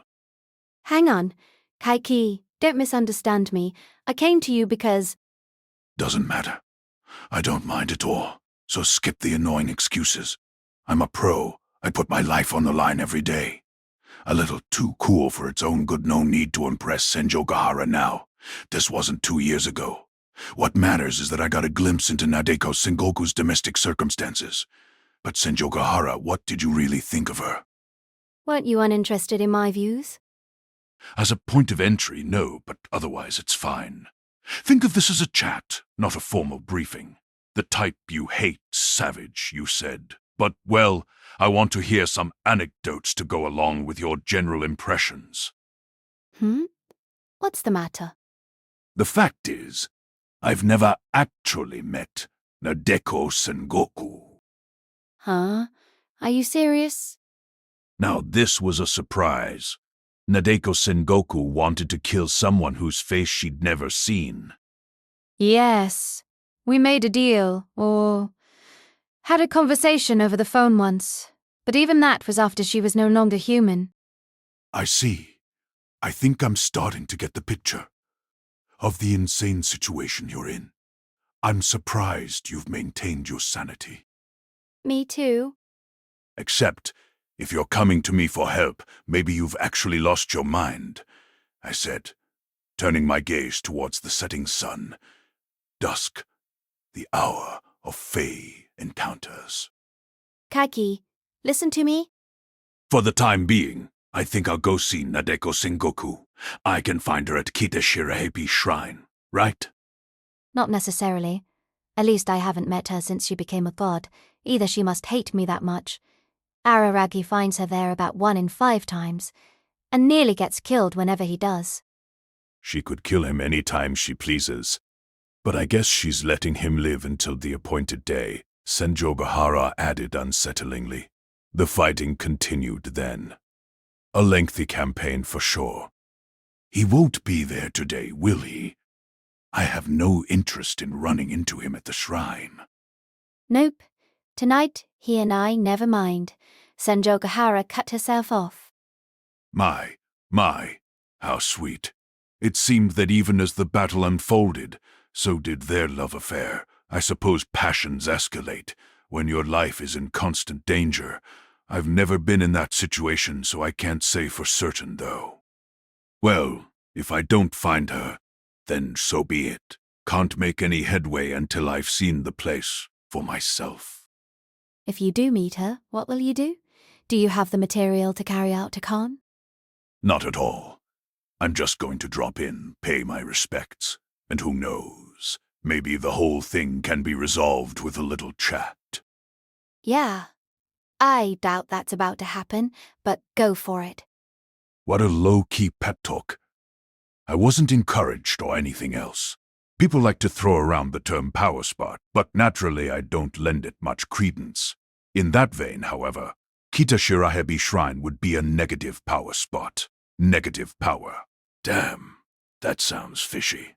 Oshino called it a hangout for aberrations as well as an air pocket. Those descriptions, apt and to the point, are very him. But if you ask me, it's just a plain old hilltop. Such a place being damp, dark, and uncomfortable was par for the course. I'd intended to visit the shrine on a number of occasions last time I was in town, but for various reasons never got around to it. I had heard about it beforehand, and according to those stories, it was nothing more than a crumbling ruin. But when I got there, after trudging up the mountain in the snow and almost giving up more than once, a splendid main hall that looked brand new greeted me. Not just looked, I was pretty sure it was brand new. It had the feel of fresh construction. Could it possibly have appeared in the ruins thanks to the wondrous divine power of a newly manifested serpent god? No, that was a ridiculous thought. It was probably just the fruit of some bureaucratic process. Construction plans that had been made a long time ago had only now been put into action. Nothing to do with Nadeko Sengoku. Oddly, though, the imposing presence of a small but tidy main hall in the dead center of the grounds seemed to lend the mountain itself a brisk air, like the dampness had been swept away. I walked down the path to the hall. They say you're supposed to stay to the side, because the center is where the gods tread. But what do I care? There ain't no path I can't walk. Ain't no mountain I can't climb. In fact, if my sacrilegious attitude sent the god here into such a rage that she appeared before me, that would be to my benefit. But sadly, no such luck. People wouldn't appreciate deities who popped up so readily. I arrived at the offertory box. I didn't sense anyone inside the hall. Maybe this should go without saying, but it seemed unmanned. The shrine may have been rebuilt, but it hadn't openly revived as an object of worship, and a quick survey of the scene showed no sign that anyone had come for a New Year's visit. Being in snow country comes in handy in these instances. You can determine the recent turnout from how the snow is piled and any footprints, or lack thereof. There seemed to be no question that I was the first person to visit the shrine since the beginning of the new year. In other words, the main hall at Kita Shirahibi was new, but that was it. Nothing else had been restored. Some head priest probably looked after the shrine, of course, but was hardly putting it to active use. Then again, who knew what the future held? To put it another way, if the shrine ended up bustling with people on New Year's Day, Nadeko Sengoku's divine powers would be further enhanced until no one could stop her. If anything was to be done, it had to be done before then. Well, maybe it was already too late, and no one could stop her. And if things continued the way they were, Araragi and Senjogahara, at least, wouldn't live to see next year. Anyway, I'd do what was mine to do. Whatever's mine to do to make life easier for myself. I took some change from the pocket of my suit, thought better of it, pulled a 10,000 yen bill from the other pocket, and placed it in the offertory box. Bow twice, clapped, twice bow once. I wasn't sure if that was right, but I went through the worshipping motions as I recalled them. How many years had it been since I last made them? As a minimal act of recalcitrance, I had slipped the 10,000 yen note into the box as deliberately as possible, instead of tossing it, and to judge from my awkwardness, this may have been Deishū Kaiki's first ever New Year's shrine visit, as my worship came to an end. Here's Nadeko. Racing out from inside the main hall, the deity manifested just like that. Appreciate no. But I had a favorable impression because a 10,000 yen bill had drawn her out, even if her jubilant look evoked not so much a god pleased by almsgiving as a child exulting over a New Year's cash gift. Nadeko got to become a god, but no one came to the shrine over the holiday. Boring. Let's chat, Grants. Nadeko Sengoku said, all hyped up and strangely cheery. She seemed quite pleased with herself as she held the 10,000 yen note she had removed from the offertory box. Her method of retrieval, however, had been to reach out with the fearsome white snakes that had replaced every last hair on her head, so it wasn't exactly heartwarming. In fact, it was terrifying. A mass of writhing snakes replacing your hair definitely qualifies as a mysterious ailment. Decidedly inexplicable by modern medicine. They say humans have around 100,000 strands of hair on their heads, but apparently Nadeko Sengoku was above average in that regard, because there had to be more than that many snakes swarming around her noggin. Even Medusa might be turned to stone if she saw Nadeko Sengoku, and judging from the effortless way she plucked the 10,000 yen note from the offertory box, she could see through the eyes of every one of those snakes. In which case, how did the world appear to her? She would have over 100,000 viewpoints. On the other hand, the hair was pretty much it. In terms of seeming like a serpent god, though that was plenty. What more could you ask for? Her clothes, for instance, were pretty normal. Normal. Except for the fact that it was the middle of winter. The fact that there was snow everywhere in the middle of winter. Her sleeveless white dress felt cold just to look at. She seemed ready to melt into the snow ephemeral vanishing. If only she had been wearing something a little more Ophidian at least. She was also barefoot, despite the snow. What was the deal with her look? She certainly didn't come across as a god, and was that a scrunchie around her left wrist? Also white. Did she really tie back that serpentine mane with a scrunchie? I realized belatedly that the words for god and hair are homophonous in our language, kami. Metamorphing monsters do love their puns.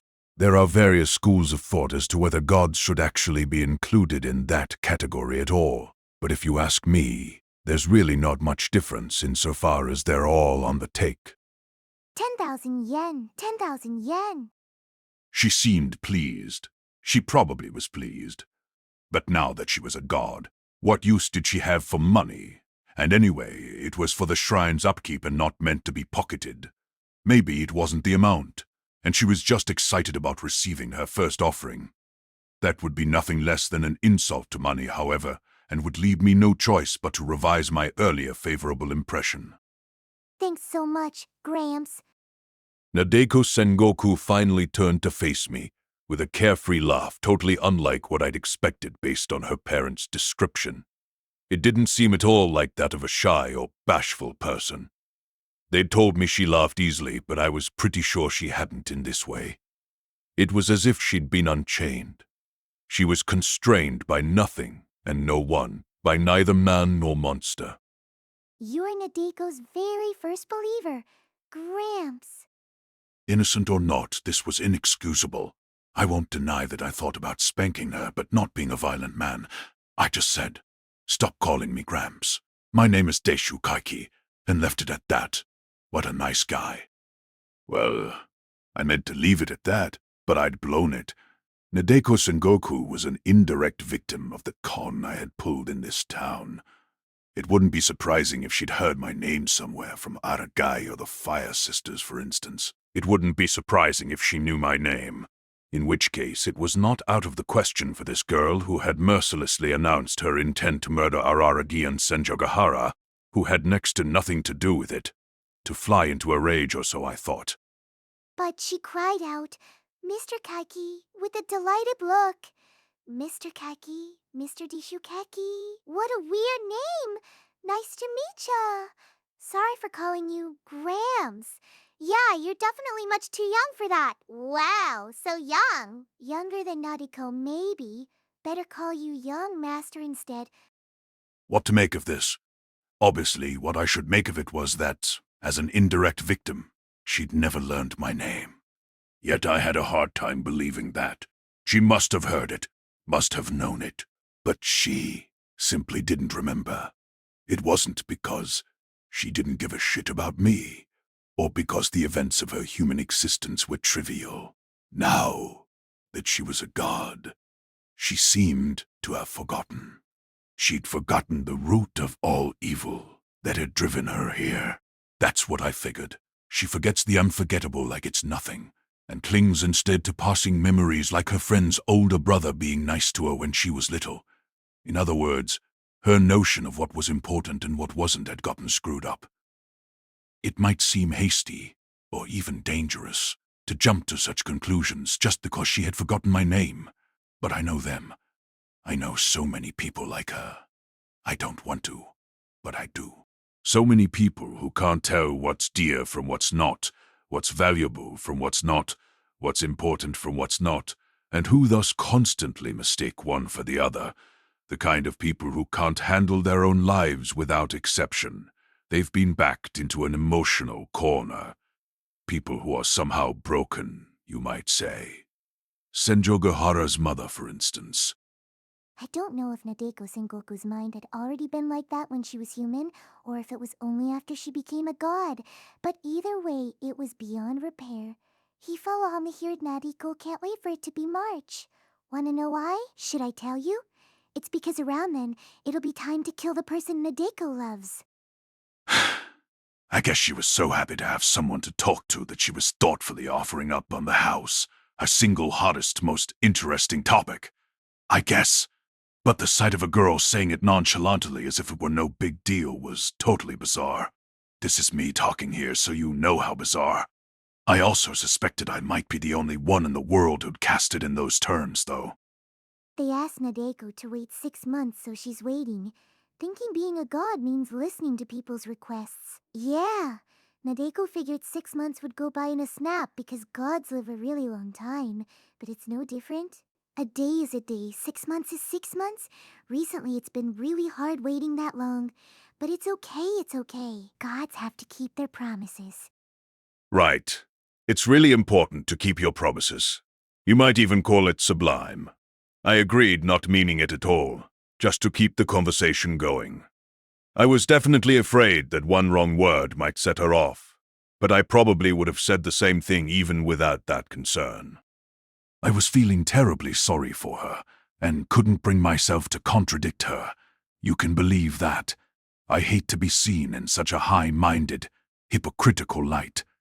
But just this once, it was true. I felt sorry for a ridiculous middle school deity who was so delighted by a visitor, or should I say a worshipper, that she wanted to please and entertain with her chatter. I had to sympathize with her. This is me we're talking about. So of course that didn't change anything. I wasn't about to throw Senjogahara's job out the window and give up on hoodwinking this girl. Nor did I consider doing anything to help her. A job's a job. Still, what was bothering me was the discrepancy between what I had heard about Nadeko Sengoku up to that point and what I was experiencing. She was supposed to be the very picture of a timid little girl, not someone who could intern people, even if they were her worshippers or faithful. Why was the girl so cheerful and sociable, as if she'd been unchained, unbound? It was a no-brainer. She had been unchained, unbound. Senjogahara made it seem like I was the big bad wolf, but Nadeko Sengoku at least had ended up happy thanks to my con. Very, very happy. But it's weird. Why hasn't anyone shown up? The shrine's all redone and everything, and Nadeko figured lots of people would come. Maybe there wasn't enough publicity, I suggested. I have a thing or two to say about business in its illegal forms anyway. Or maybe the service isn't cutting it. Service? You mean like sexy stuff? For the first time, I ignored one of her guileless questions. I was neither nice enough nor possessed of sufficient communication skills to play along with the minor league dirty jokes of a middle schooler. Who knows how she took my silence, though? Because she continued, Big Brother Koyomi was super happy when Nadeko was topless and wearing gym shorts. What the hell had that guy been getting up to? Was he a criminal, or what? In a rare moment of righteous indignation, I thought about writing Araragi's salvation out of my plan for duping Nadeko Sengoku, but I guess that wouldn't fly. Also, he really seemed to enjoy watching Nadeko writhe in a swimsuit here at the shrine. Since Big Brother Koyomi looked happy, Nadeko was happy too. Listen. I wasn't sure how to address someone who'd become a god, but treating her like a buddy didn't seem right, so I went with you. This Big Brother Koyomi? I don't know if Koyomi is his first name or his last name, but I pretended not to know who he was. It would be problematic if I did, but I also wanted to be a complete stranger to a guy who made middle school girls do such things, and asked, "You really like this Big Brother Koyomi, huh?" Even though I was the one who'd asked it, the question set my teeth on edge. Yup! Nadeko loves him, that's why Nadeko's going to kill him. Murder him. I see. And his girlfriend, what's her name? And his little girl slave so-and-so too. She talked about it quite happily. She spoke about killing her crush and his associates in a couple of months as happily as you might about an upcoming date with your sweetheart. Or even more joyfully. And she wasn't bragging. She was telling this story to entertain me in the spirit of good service. Like she didn't doubt I'd get as much pleasure out of it as she did. It was ironic that a god believed in such balderdash, or ironic even without that aspect. Plain old ironic any way you sliced it. Not to mention, she didn't even remember the names of Senjogahara and Shinobu Oshino, who were also on her hit list. The steps, connections, and reasoning were all mixed up. And then I realized, that is, I came to a conclusion. The girl was a fool. She was stupid, irredeemably lacking in the brains department, and everyone had overlooked it all along. Everyone around her, and not just her parents, had babied her. Koyomi Araragi was likely no exception. He had babied Nadeko Sengoku, and she just let herself be spoiled. I am by no means trying to deny my own culpability, but I think that's why she ended up this way. A god. I imagine any eccentricity she had, like always wearing a hat or hiding her face behind bangs, or not being able to meet people's eyes, had been overlooked, explained away as cute or adorable. All her problem behaviors forgiven, and this was the result.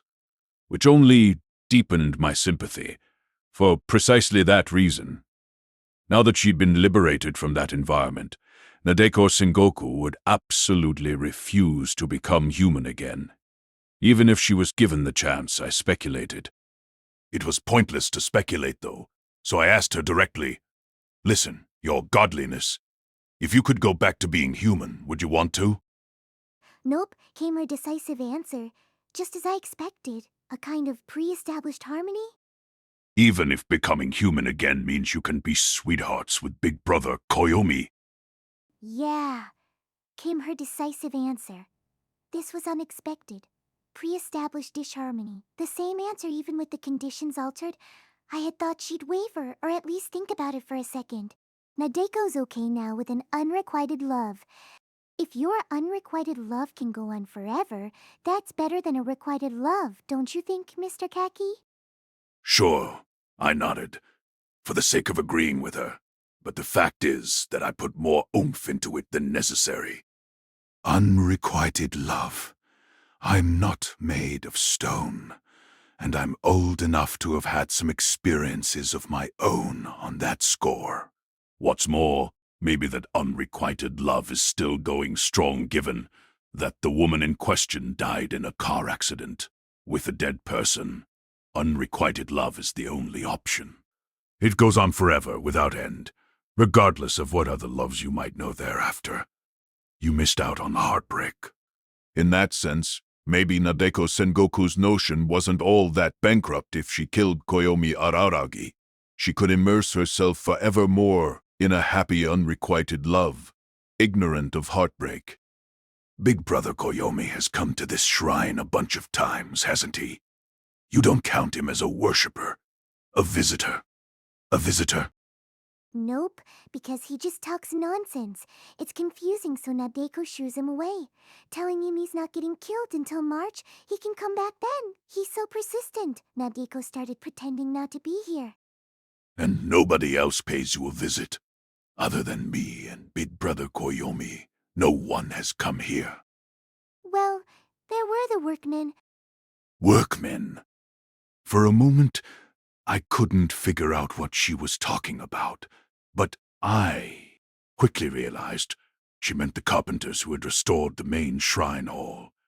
I wondered where this girl was while the place was under construction. Somewhere, I suppose. Excitedly watching from the trees as they built her new home, perhaps. Hardly expecting to be neglected once they were done. How very lonely. The shrine hadn't been left alone to rot, but it was still a lonely place. They rebuilt it so fast. Is that what they call a rush job, boy? They were real pros. Nadeko couldn't believe it. And at first some people did come, but they all ran away when Nadeko appeared. How come? You're the first one not to, Mr. Kaiki, and the first one to put money in the box. So thank you, she said, looking ready to hug me, and wary of her embrace, I shifted my position slightly. If everyone runs away when they see you, Maybe there was no need. But in addition to lies and falsehoods, another of my mouth specialties is voicing unwelcome truths that don't have to be or shouldn't be voiced, which is why it's the mouth of half-truth, always mixing them together. It must have something to do with your unsettling appearance. That hair is terrifying. She looked flabbergasted. Her smile disappeared. Maybe I'm dead, I guessed. I would put up a fight, of course, but totally unprepared as I was, my hopes of victory seemed faint. It wasn't such a bad place to die, though, and meeting my end because of my big mouth would be fitting. No, I'm not that stout-hearted.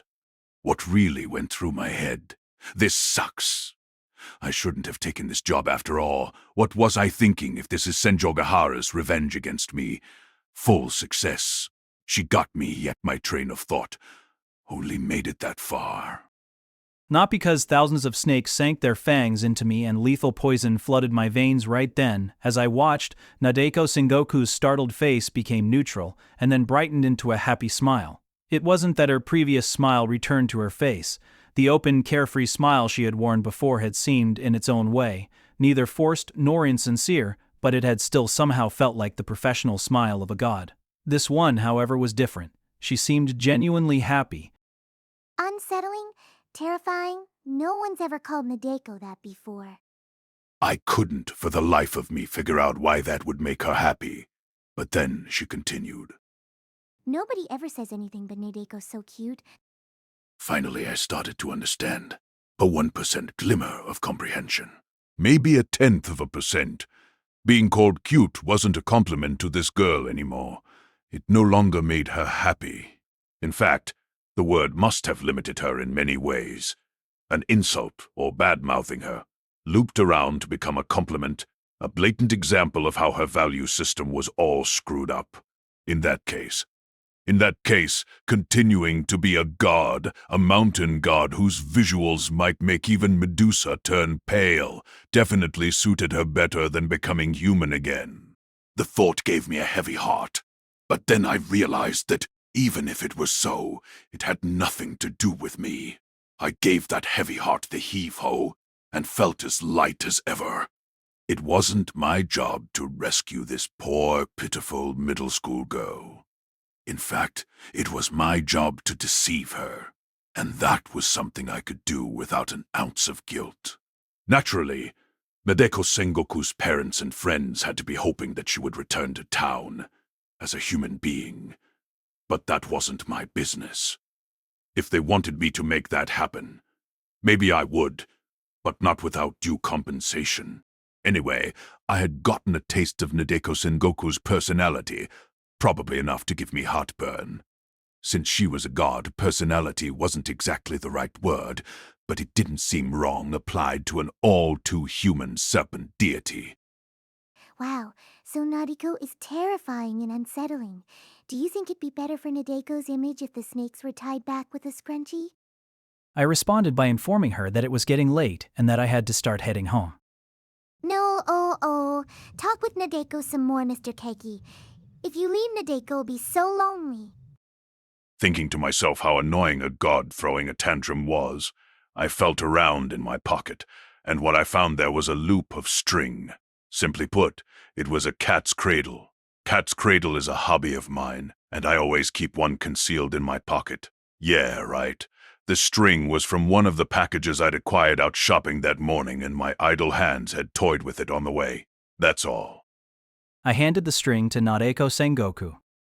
If you've got some time to kill, play with this. What is it? Wait, a cat's cradle? Oh, you know about it. I thought kids these days weren't familiar with such pastimes. I'd been meaning to smugly explain to her what it was. My mistake. Yeah, Nobita likes it, right? His specialties are cat's cradle, nodding off, and the quick draw. Superb. Even if cat's cradle is out of fashion, Doraemon culture endures. In this age of upheaval, when Deputy Manager Tomi is promoted to manager and Rio the cop gives up gambling, the constancy of Doraemon is like a salve. though she might not recognize Nobuyo or Yama's voice. Nadeko doesn't actually know how to do cat's cradle, though. I'll teach you a few techniques. When you've mastered those, I'll come back. Really? Really? I've never lied. I honestly said that. I went on with the black-hearted whitewashing. After all, I'm your very first believer. I'm probably going to hell. Not that I give a damn. Nadeko Sengoku innocently waved goodbye as I left and headed for the station, from where I rode the train back to the shopping district, returned to my room at the business hotel, and collapsed onto the bed. Timber, you might say. Climbing the mountain had been a lot of work, of course, but going shopping and searching the Sengoku home had also provided their own sorts of exercise, so I was exhausted. It'd been a long time since I took on such a hectic job. Maybe I was being a little impatient. Not sure why I was holding a one-man activities review board immediately upon returning to the hotel, but there'd been no need to visit the Sengoku place and Kitashirahebi Shrine on the same day. Was I overextending myself? Was I excited about this job I'd gotten from Senjogahara? I hated the very thought. I hated it, but I had it anyway, which pissed me off, so I called her to improve my mood. It was basically a prank call. What do you want, Kaiki, at this time of night? She didn't even try to disguise the fact that she had been asleep. She was probably at her own home, but since she said my name out loud, I assumed her father wasn't sleeping nearby. Maybe her elite businessman dad had gone back to work right after New Year's Day. He probably still had some debts to pay off after all. This doesn't qualify for, at this time of night. The trains are still running. I don't know where you're from, but in the boonies we go to bed early. I see. Then was her previously hinted at rendezvous with Araragi over? Incidentally, even I'm not sure where I'm from. I was definitely raised in Kyushu, but I tend to forget about the past. It's not a problem that I do either. I'm reporting back about the job. I know I said something about staying in touch, but I meant that I would contact you. Oh, really? I misunderstood you. Well, can you pop over here while the trains are still running? Huh? Huh? Huh? There's something I want to talk to you about, in person, as soon as possible. Senjogahara lapsed into sullen silence for a while, but finally said, "Okay." How tough was she anyway? And she was only a high school girl. I'd been expecting her to hang up on me angrily, nor would I have abandoned the job if she had. I'll do whatever you say. I'm your dog, at least for the next 2.5 months.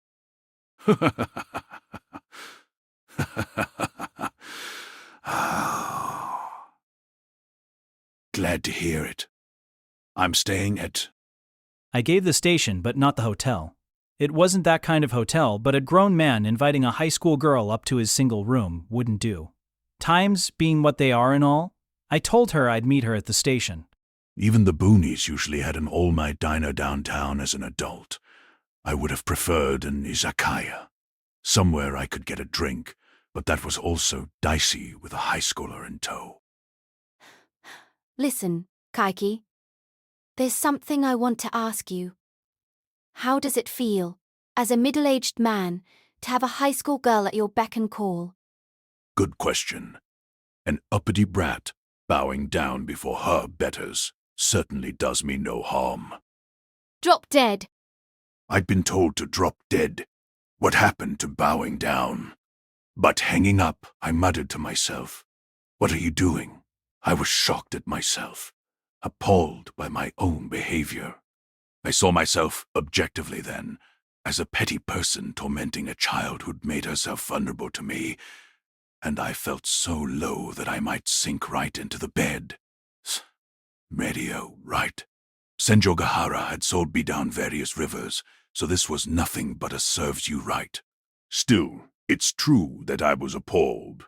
I had just regretted overdoing it from the start, or at least taking on too much for one day. So why was I giving myself more work? And even if Senjogahara could come, How would she get home? The trains would stop running while I was bringing her up to date. If that happened, she'd have to take a taxi. She probably didn't have any money, so I'd have to pay the fare, and I couldn't rightly include that expenditure in my expenses. It didn't make any sense. It was akin to profligacy. Well, I have nothing against spending sprees, and seeing it in that light made me less upset. Having added another item of business to attend to, though, despite the fact that all I wanted to do was shower, eat a meal alone, and have a nice long sleep, I really had to ask myself what the hell I was thinking. Talk about a workaholic. I considered blowing it off, but I couldn't leave Senjogahara there alone at the station in the middle of the night. Sighing deeply, I left the hotel. When I arrived, she was planted in front of the ticket gate, like one of the Vajra kings, her expression unhappy and unwilling in the extreme. It was so intense that I didn't even want to speak to her. More intense than 3D. At any rate, an expressive face is a wonderful thing. Evening, Kaiki. I didn't recognize you for a second, with your hair down like that, and those clothes make you look almost decent, She said, as soon as she noticed me. I assumed it was meant to be sarcastic, but if my disguise worked on her, then I could stop worrying for the moment about being beaten up by a mob of middle schoolers. Look who's talking. What are you doing wearing your school uniform in the middle of the night? Senjogahara was wearing a coat over her uniform. With the addition of a knit cap, scarf, and gloves, her protection against the cold was complete. In many ways, she seemed more grown up than she had 2 years ago, but the way a puffy coat looked oddly becoming on her hadn't changed. I want to show you as little as is humanly possible of my personal fashion.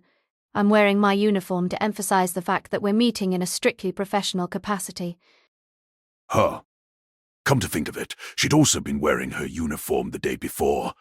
I had somehow taken for granted that a high school student would wear one, but actually, it was absurdly out of whack for the holidays. Not that she needed to put on a festive kimono. Miss Hanakawa, too, always said she hates being seen in regular clothes by people she doesn't like. I had no idea why Senjogahara tacked on that anecdote. Maybe it was supposed to be a joke, some private joke, since she was the only one who chuckled. Well, how kids chose to dress themselves wasn't my concern, so I wasn't going to complain. If she wasn't wearing anything just to deny me any glimpse of her wardrobe, that would be an issue, but as long as she had something on, be it a uniform or anything else, then no problem at all. Bringing our mutual fashion appraisal to a close, I asked, There any family restaurants around here? What? You're escorting a lady out at night, but you don't have a reservation anywhere? I'm an uncouth boor, ignorant in the ways of the world, but when I'm escorting a lady out at night, I always make a reservation, which is why I don't have one now. This way, Senjogahara said, clicking her tongue loudly enough for me to hear. She had a long way to go before she could engage in a war of words with a con man, or so I thought, feeling superior to a kid. The place that she led me to was not a family restaurant but a fast food chain, Mr. Donut. Open 24 hours. I didn't know Mr. Donut even had 24-hour locations. Maybe high school students of the Senjogahara type feel more at home in fast food joints than in family restaurants. They're easier to go to by yourself. Or maybe she was just trying to harass me, a grown man, by taking me to a sweet shop, but I like sweets, so the joke was on her. Senjogahara didn't know this, but the second time I met up with Araragi was also at a Mr. Donut. He and his lolly slave were regulars there, though, so I needed to give the place a wide berth. I'm just going to have water, Kaiki, so you'd better order something. I'll treat you, you know. I offered, not meaning it at all, and got exactly the reaction I expected. What a bad joke. And if you're not joking, I'd never let myself get treated by you. Then cough up yesterday's plane fare.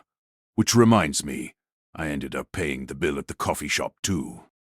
That's, she started to say, then left off. She must have wanted to mouth some retort. After clearing her throat, she simply requested, Please give me a little more time. You should try to think before you speak. I chided. For once I had the other person's interests at heart.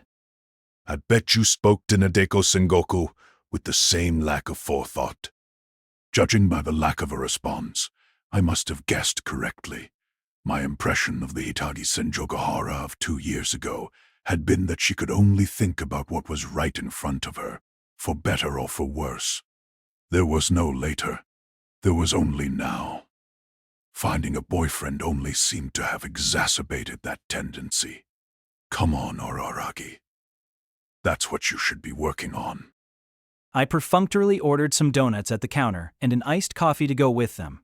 I thought about ordering a drink for Senjogahara, but if she said water was what she wanted, then water was what she would get. I had no obligation to be more solicitous towards her than that. By the way, I went for iced over hot based on the supposition that I might throw my beverage in her face again. In other words, just in case. While I was ordering, collecting my points, and collecting my order, Senjogahara saved some seats for us. It's not like there was much competition at that time of night, of course, but I thanked her anyway. Thanks don't cost a dime. I sat down and realized that something felt off. The heat was turned up, but Senjogahara made no move to take off her coat, her hat, or her scarf. I'm sure everyone had excused this sort of behavior on Nadeko Sengoku's part as cutness, but my own sensibility was different, and this was Senjogahara, not Sengoku. So I pointed and said, "Why are you still wearing all of that? It's making me hot just to look at you." I want to, but this isn't Okaneva. Huh. Obviously not. No, I mean, I'm outside town, but I might still run into someone I know, so that's why. Ah, so it was a last-minute disguise. True, she was much harder to recognize wearing that hat and scarf. At the same time, it was making her stand out and might get some stares. Wouldn't it just be better to tell Araragi the truth? He's not such an obstinate jerk that he'd refuse to listen if you explained it carefully and logically and didn't get emotional. Right, but he has some misconceptions about my relationship with you. Misconceptions? He's under the mistaken impression that you were my first love, thanks to your unwelcome, or should I say, malicious lies. Misconceptions. Mistaken impressions. Sure. Pretty much. People want their current love to be their first love. They fell in love for real for the first time. If that's what they want to believe, then who am I to say otherwise? Sorry about that, especially since you are only being led down the garden path. I said out of kindness, trying to make her feel better, but Senjogahara's lips curled as if she were in pain, and she didn't respond.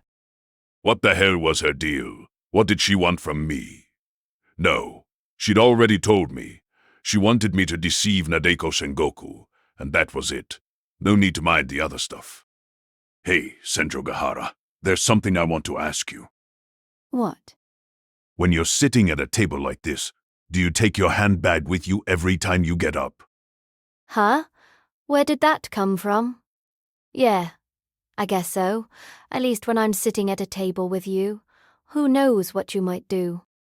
Don't make assumptions about me. So, for instance, you were celebrating New Year's at the Araragises today. When you went out into the hall to talk to me on the phone, did you take your bag with you? No, why would I? Even I wouldn't be that rude. I suppose. Why did you ask me that out of nowhere?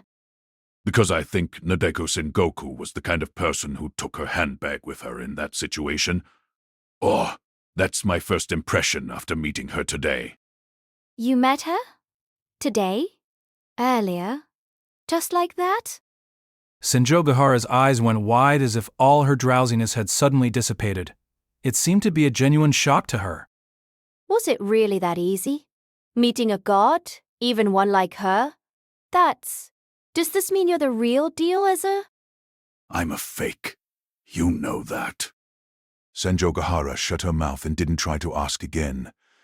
Maybe she thought it was a trade secret that I wouldn't divulge under any circumstances, that my lips were sealed. Actually, if she had just asked, I would have told her that a 10,000 yen note in the offertory box was all it took to make Nadeko Sengoku show her face. But Senjogahara was too discreet to press me, so I moved the discussion along. Seemed to me like she's lived these past 13 or 14 years without ever trusting anyone, without ever being able to confide in anyone. I doubt it. At least, from what I've heard, it seems like she trusted Araragi fully. If that were true, we wouldn't be where we are now. Araragi is definitely in the wrong on this one. No room for excuses there.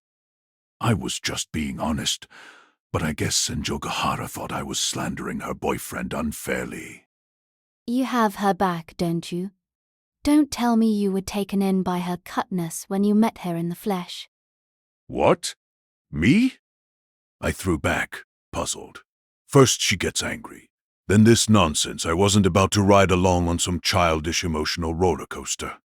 Senjogahara herself seemed embarrassed once she realized how off base her words were. Right. Of course not. I'm sorry. I see how wrong I was. I have to say that such an earnest apology for such a trivial thing is actually kind of off-putting, but Senjogahara. Nadeko Sengoku was definitely brought up in an environment that merits some sympathy.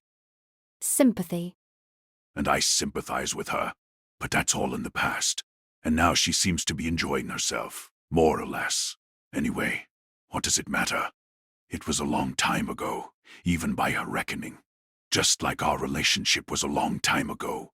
Water under the bridge. Our relationship is not water under the bridge, nor was it all that long ago, or rather, I'm taking issue with the wrong thing. Kaiki, whatever water might be flowing under whatever bridge, you and I have no relationship. Fair enough. No argument there. No relationship. Exactly. Even at that moment we just happened to be sitting at the same table. I wasn't trying to provoke her, but the conversation was starting to go off the rails. I must have been tired. Time to get things back on track, no. Better to just skip straight to the conclusion. Senjogahara, you can relax. Hun. Duping that girl is going to be a piece of cake. A piece of cake? What do you mean? Pulling one over on someone that dangerous a serpent god, who's not even human anymore. Senjogahara seemed to think it was another mean-spirited joke, and there was a note of harsh reproach in her voice. At the same time, she seemed to be struggling to keep a stiff upper lip, and I realized just how frightened of Nadeko Sengoku she was. Fighting on month after month, defying her fate, she must have felt only the more powerless for it. But she hadn't given up. Of course, Hitagi Senjogahara hadn't. But as a result of her struggles, she couldn't accept my words at face value. Well, these were my words, so she probably couldn't ever. Fine by me. If it were that simple, I wouldn't have gone to the trouble of hiring you. For you, it wouldn't be that simple. Same goes for Araragi. Nothing in the world could be more difficult for either of you, but it ought to be possible for me, or just about anyone else. Since skipping straight to the conclusion had clearly been a mistake, I backed up and explained everything from the beginning like I had meant to in the first place. Nadeko Sengoku is stupid. Not in the sense that she gets bad grades, though they must have been bad. Her foolishness and childish ineptitude seem to have been constantly overlooked, and she's immature for her age. Constantly overlooked, but she's cute. I decided the clarification didn't require a response and ignored it. Deceiving her will be easier for me than deceiving a ladybug. Conversely, teaching a ladybug the multiplication tables would be easier than teaching them to that girl. Don't you think you're overstating the case? Senjogahara sticking up for that girl, who would have thought? Or more likely, she was still having trouble accepting my words. No surprise there. She didn't want to imagine that her and Araragi's lives were under threat from someone who was a step below a ladybug on the IQ scale. Whether it was true or not, it was true. As far as I knew, disregarding Senjogahara's psychological resistance, I began to go over my plan. It was late, and I had to keep moving things along. It might take a while, though. I'll go up to the shrine once every 3 days or so and build a rapport with Nadeko Sengoku, slowly deepening our relationship and winning her trust. Then next month, maybe, I'll tell her you and Araragi died in a car accident, and that'll be the end of it. The end of it? With that pathetic excuse for a lie. The truth will come out in no time.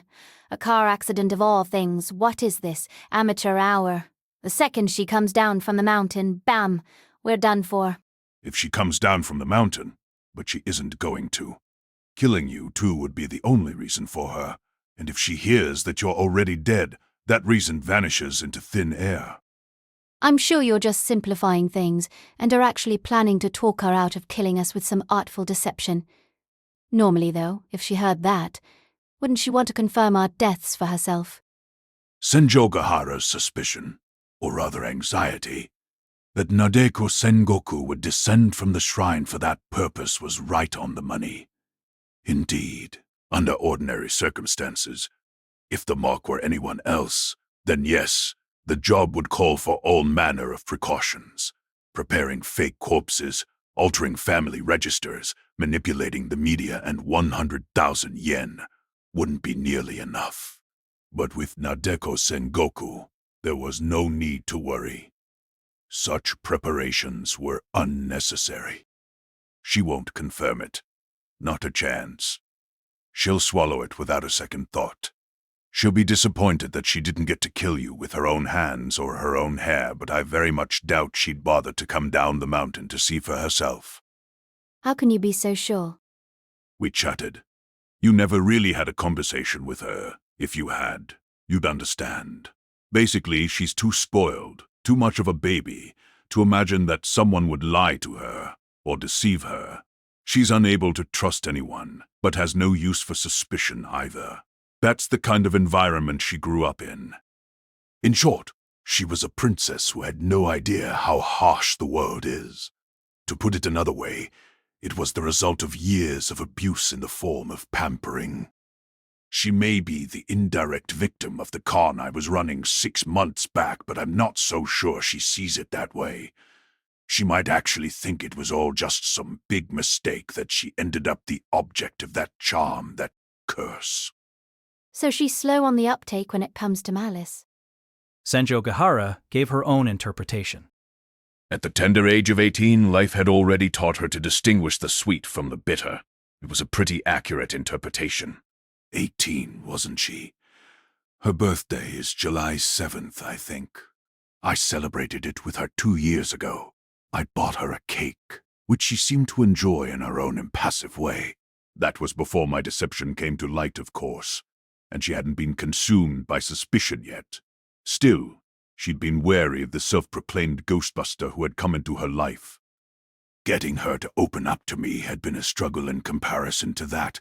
Deceiving Nadeko Sengoku was almost too easy.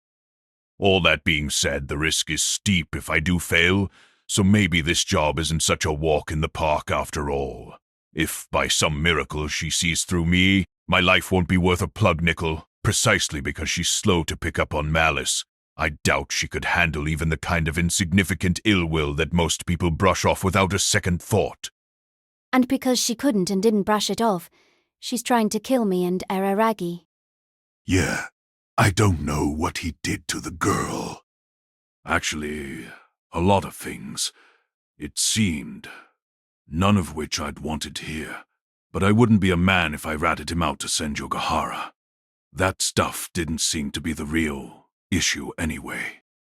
But the reason Nadeko Sengoku isn't cutting you guys any slack doesn't go any deeper than that. I mean, she's in her 2nd year of middle school, she's still a child to begin with, and her apotheosis just seems to have infantized her further. She's been reincarnated, so to speak.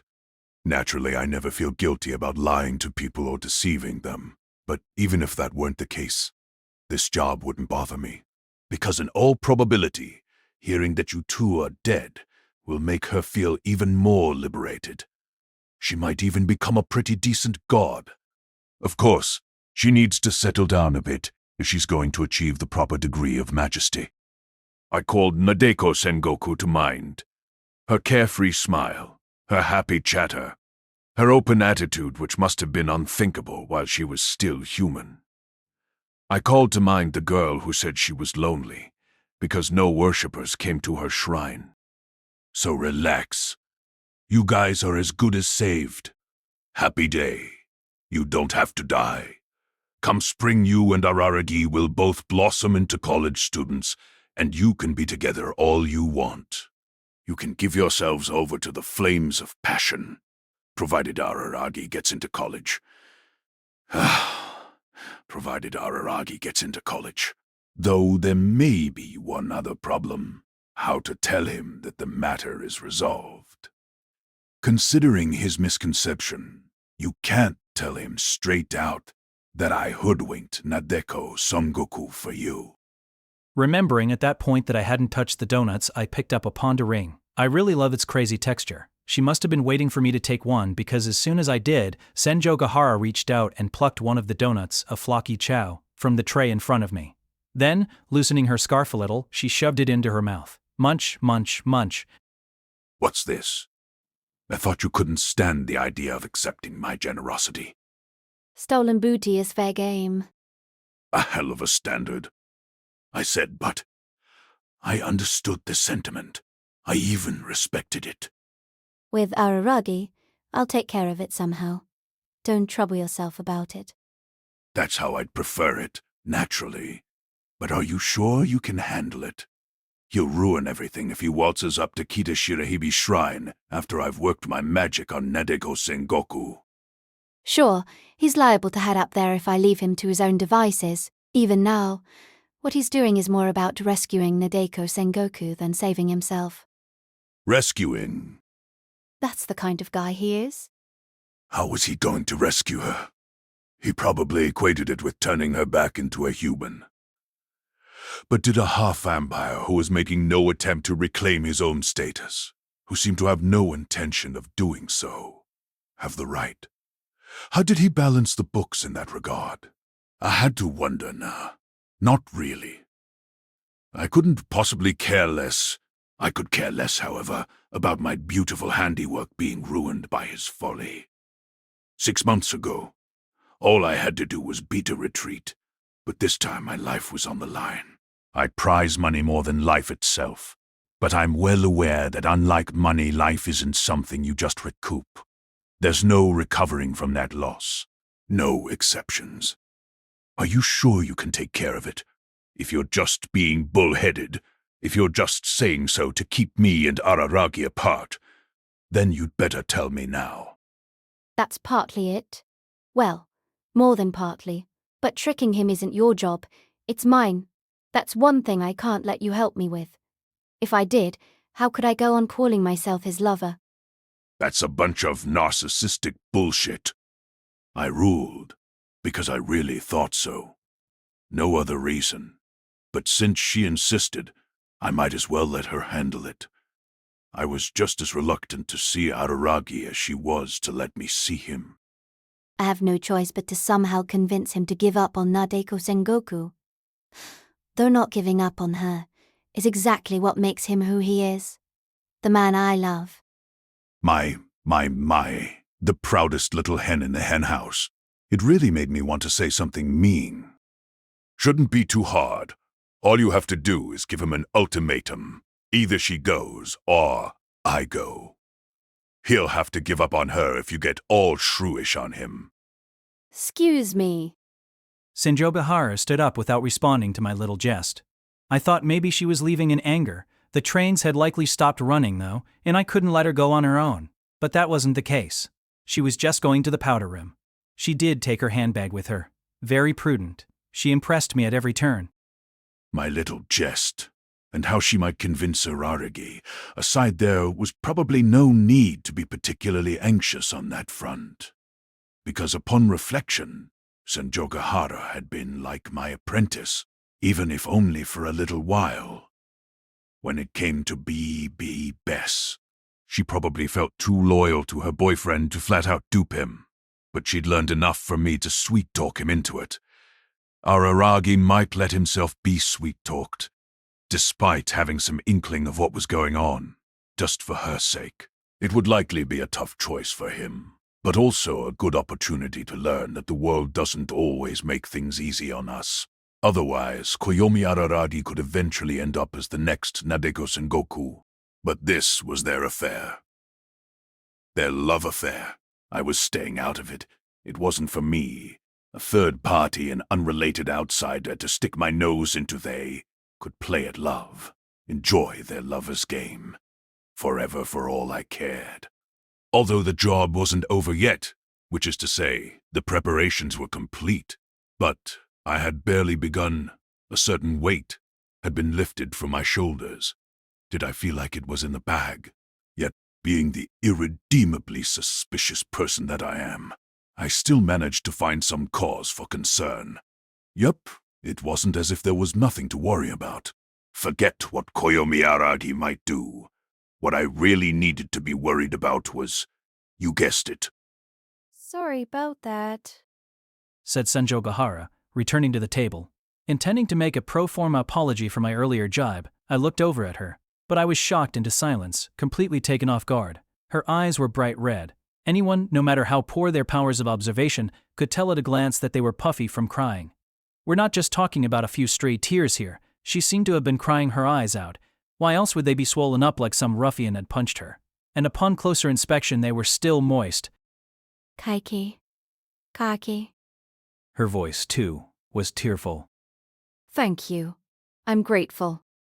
Senjogahara had received her death sentence from Nadeko Sengoku 2 months ago.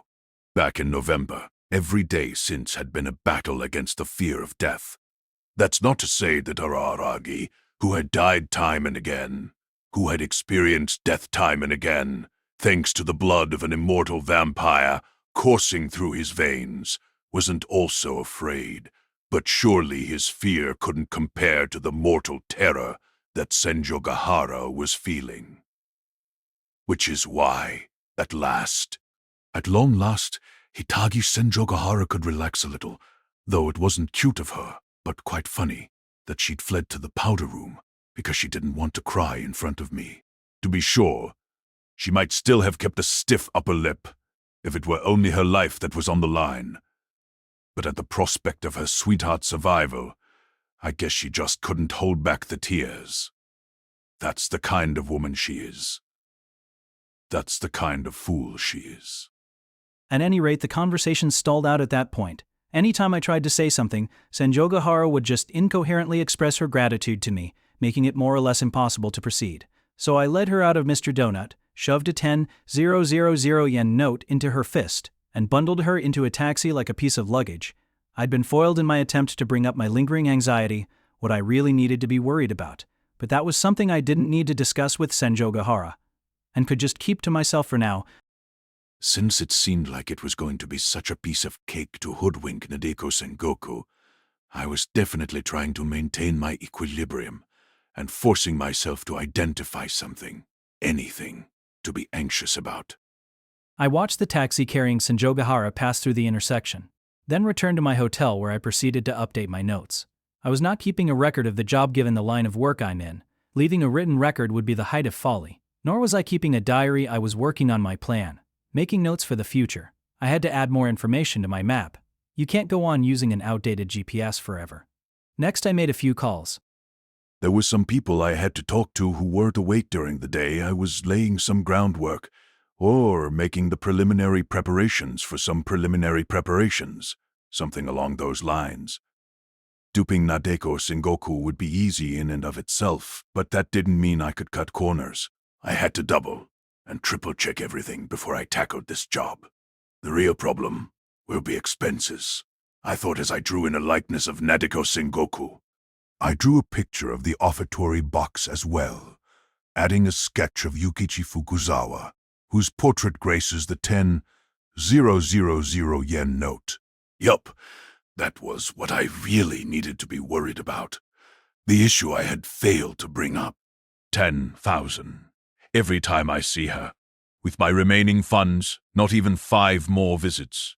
Nadeko Sengoku, an expensive woman. Unfortunately, though, in order to win her trust, in order to deepen our relationship to the point that I could feed her the lie about Senjogahara and Araragi's deaths, As long as we got to that point, she would buy it.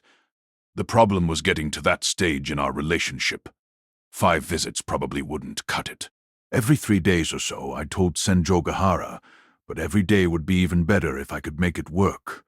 Maybe call it the traditional 100-day pilgrimage for granting a wish. I'd also warned Senjogahara that I'd bill her if my expenses exceeded 100,000 yen, but it'd be impossible to collect in practice. She might be a good student, but that was a bad debt. A woman that capable wouldn't need to resort to selling herself. She could make plenty of money from a regular part-time job or from helping out with her father's work, but it was dangerous for me to get involved in any long-term dealings with her. The best course of action was to collect what I could collect when the job was done before hightailing it out of there. Probably for the first time in my life, I was facing the almost unthinkable prospect of paying out of pocket for a job, of voluntarily taking a loss. Oh boy. That said, the thought of cutting ties with Hitagi Senjogahara once and for all brought me a feeling of relief. My mind was like a majestic, cloudless blue sky. Around 3 o'clock in the morning, I finished my notes and went to bed. The next morning, I waited for opening time, then headed first to a bookstore in the shopping district. Not because it was the day a magazine I read regularly comes out. I don't do that in the first place. Magazines? Do they hold bullets? Consulting the store map just inside the automatic door and seeing that the children's corner was on the 7th floor, I got into the elevator. I found what I was looking for right away. A Cat's Cradle Compendium. It was a relatively large bookstore, so there was very likely a more serious, adult-oriented guide on a shelf somewhere, but it'd be too complicated. Not for me. For Nadeko Sengoku. This one seemed to be at the right level for her intellect. I hate when they put a generic dust jacket on the book at the register, but the clerk put one on without asking me. I was slightly irritated, but only slightly. It wasn't something a grown-up should get upset about. Naturally, I didn't intend to take the book to Kita Shirahibi Shrine as is. That would ruin everything. If I made an offering of it, Nadeko Sengoku might thank me, but her admiration would be for the book and not for me. Instead, I would memorize the book, adding it to my store of knowledge, and display my mastery to Nadeko Sengoku. Then my stock was sure to appreciate. Trying to impress a naive middle school girl seemed petty and vain, and I hated myself a little bit for it. But a job's a job. Nah, I didn't hate myself at all. It's only natural to go all out to achieve success. I left the bookstore and went into a nearby Starbucks. I ordered a grand and drank it black. Reading around at random in a Cat's Cradle Compendium, I began memorizing techniques along with their respective names, until I realized that it was kind of pointless to learn the moves when I didn't actually have a cat's cradle on me. It would have been nice if I'd had some string to hand. But no such luck. I considered for a moment, stood up, and came back with a bunch of paper napkins. On them I drew diagrams of the techniques in pen. I was just copying out the contents of the book. But, as with the visualization maps I draw before beginning a job, the image gets burned into my brain once I've drawn it with my own hand. As for whether I could actually perform the techniques, we'd find out when the time came. Okay. Got it, I said experimentally, trying the words on for size. Naturally, there was no need to memorize the entire book in one day. For the moment, I just needed to pick up a few techniques that a kid might find interesting. Feeling like I had reached a good stopping point, I closed a Cat's Cradle Compendium, and when I did, naturally my field of vision expanded. As a result, I discovered that someone was sitting across the table from me. It wasn't so crowded that people needed to share tables, and even if it had been, I didn't think anyone would be so bold as to sit with me. I wasn't wearing what Senjogahara refers to as my funeral suit, so maybe this occasion was different. Plus, the interloper was an acquaintance of mine, the Shiki Janabat Gyatse Prokrad. Yai, peace, big brother. Holding the sugary concoction she had apparently ordered for herself in one hand, with the other, Ononoki made a sideways peace sign and held it up to her eye. Her character traits had changed again. Seemed like she'd fallen in with the wrong crowd. Long time no see, big brother Kaiki. How long has it been, anyway? Don't call me big brother. silently thanking the clerk who had placed the dust jacket on a cat's cradle compendium. I casually put the book down next to me and said, I've told you before. Just call me Kaiki. It put me in mind of Nadeko Sengoku calling me Gramps the day before. Being called Gramps made me feel depressed, but being called Big Brother grossed me out. Really? Still, I can't address you so informally. Yay. Just as I was wondering if her laudable attitude was sincere, she inexplicably threw in another sideways peace sign. Have you been getting cozy with Araragi? I asked, hazarding that he was the wrong crowd in question. I was the one who told Ononoki, or rather Kagenui, about him in the first place. As such, perhaps some responsibility for Ononoki going astray lay with me. Perhaps it was just my imagination. Which reminds me, that must have been the last time we saw each other. When I told you guys about Araragi, so where's Kagenui? Is she here too? Sissa, oh, hang on. I think this was supposed to be a secret. A secret? As in confidential. Ononoki said before taking a few big gulps of her sugary drink. How nice of her to explain the word secret for my benefit. Not that secret or confidential meant anything to me. That violent Onmoji had seemingly abandoned her girl familiar and was off somewhere doing whatever. She's even more dangerous than me in her own way, so I always try to keep tabs on her movements. But there's plenty that gets by me, and she was smack dab in the middle of getting by me. Well, as long as Kagenui doesn't get in the way of my business. Ultimately, I really don't care what she's doing, or where. You're her watchdog, though, aren't you? What the hell are you doing here, Ononoki? I came to you. To me? Just as I was wondering what that could possibly mean, she amended. I came to see you. I'd thought there was some deep meaning behind her words, but apparently she'd misspoken. Another result of hanging out with the wrong crowd? As a messenger from Ms. Gain. Gone. I was on high alert the instant that name cropped up. Gone alone was more than enough to make me tense up. But coming from Ononoki, it could only refer to one person. Gan Senpai. Izuku Gain. I bring a warning from Miss Gain. Wait, hang on. I don't want to hear it. Don't say it. She says withdraw. Ononoki continued, heedless of my protestations. She still hadn't learned a thing about human emotions. If Araragi was going to teach her anything, I wish he'd forget about sideways peace signs and teach her some consideration. If you have to hear that advice from me, though, it might be too late for you. But withdraw? Withdraw from the town. Let's see, what was it again? Ms. Gan told me to deliver her message word for word, so I want to tell you exactly what she said, but I'm afraid I don't remember. You're a terrible messenger, you know that? Yeah, hi. Another sideways peace sign. Painful. No one like you.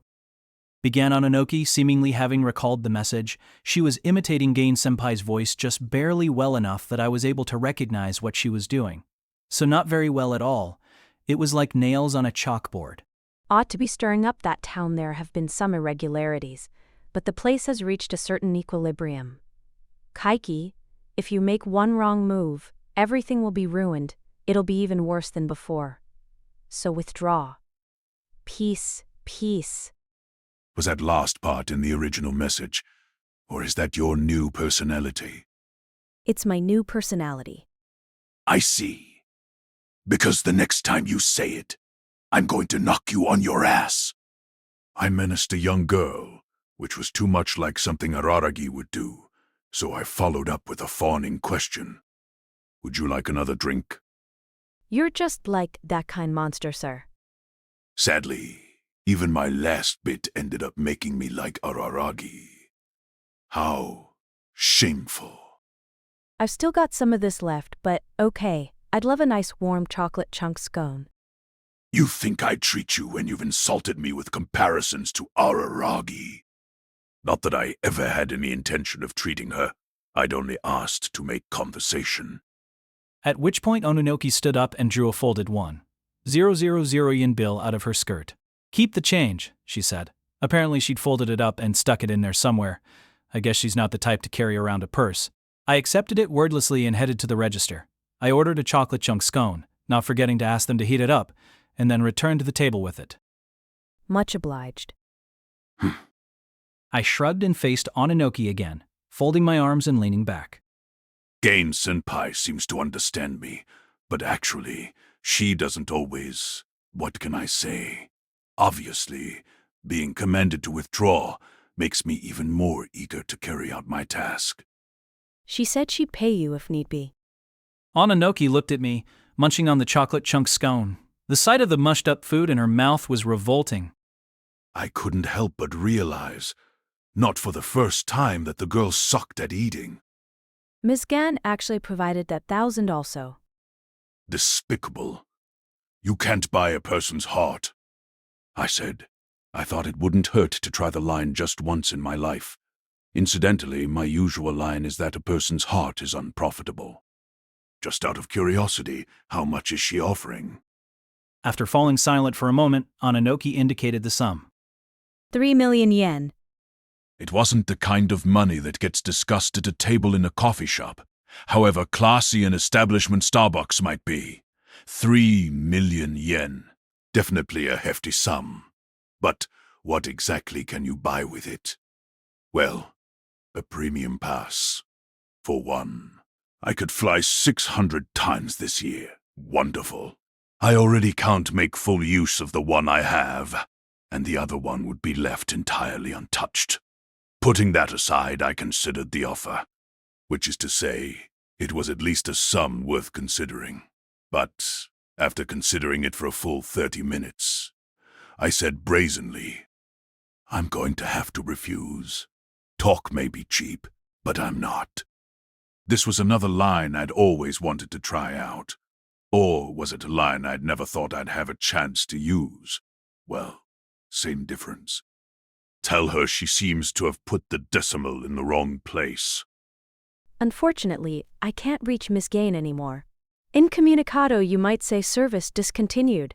If you want to tell her, you're going to have to yourself. Big brother Kaiki. What a useless girl. What a useless familiar. But I couldn't reach Gan-senpai either. Or rather, no one in the world could. She was the kind of person who just showed up as she pleased, whenever she had some business or took an interest in something. And yet, she might butt into a conversation when she was far away again, as she pleased. Basically, I think she's worried about what will happen if you fail. Worried? Did you say Gain-senpai is worried? Now that's a laugh. I mean, I'm sure she believes you'll succeed. I think she has the utmost faith in her exceptional junior. The girl was just innately unpleasant to be around. Belief, faith, look at that innocent face. What kind of education was she getting? You're planning to pull one over on Nadeko Sengoku, right? Dunno. I played dumb. To be precise, I was making a show of playing dumb. But just because it was a blatant lie didn't mean it was pointless. I was expressing my unwillingness to have a forthright discussion with her without actually having to say so. Ashino does that a lot, and so do I. Yeah. I bet you'll succeed. For someone of your wit, Kaiki, or actually for anyone, duping her should be a piece of cake. A piece of cake.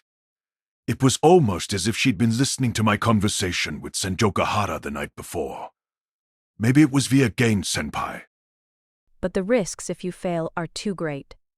Right now, Nadeko Sengoku has the divine might to wipe out something on the order of that town like it's nothing. When she realizes you've tricked her and throws a temper tantrum, we're not talking about just 1 or 2 victims. Temper tantrum. She's not a kid. I started to say, then shut my mouth. She was a kid, and one who was immature for her age. What you might call a babified child.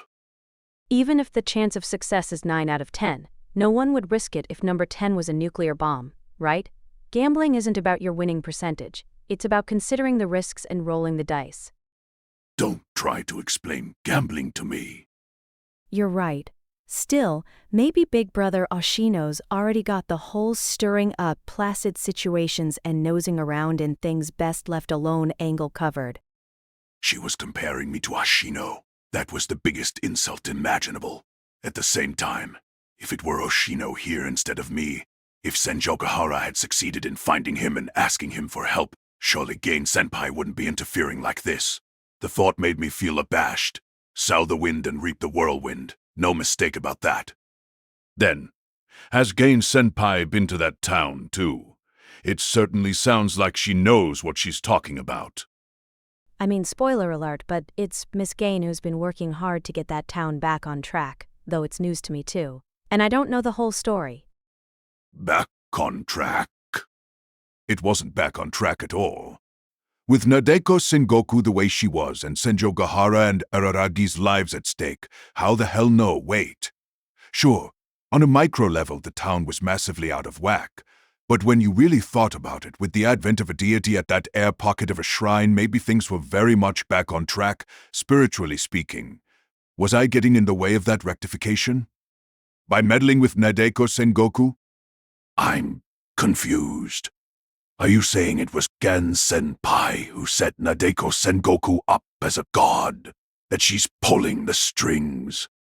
Well, not quite. Originally, a human being becoming a god wasn't part of the plan.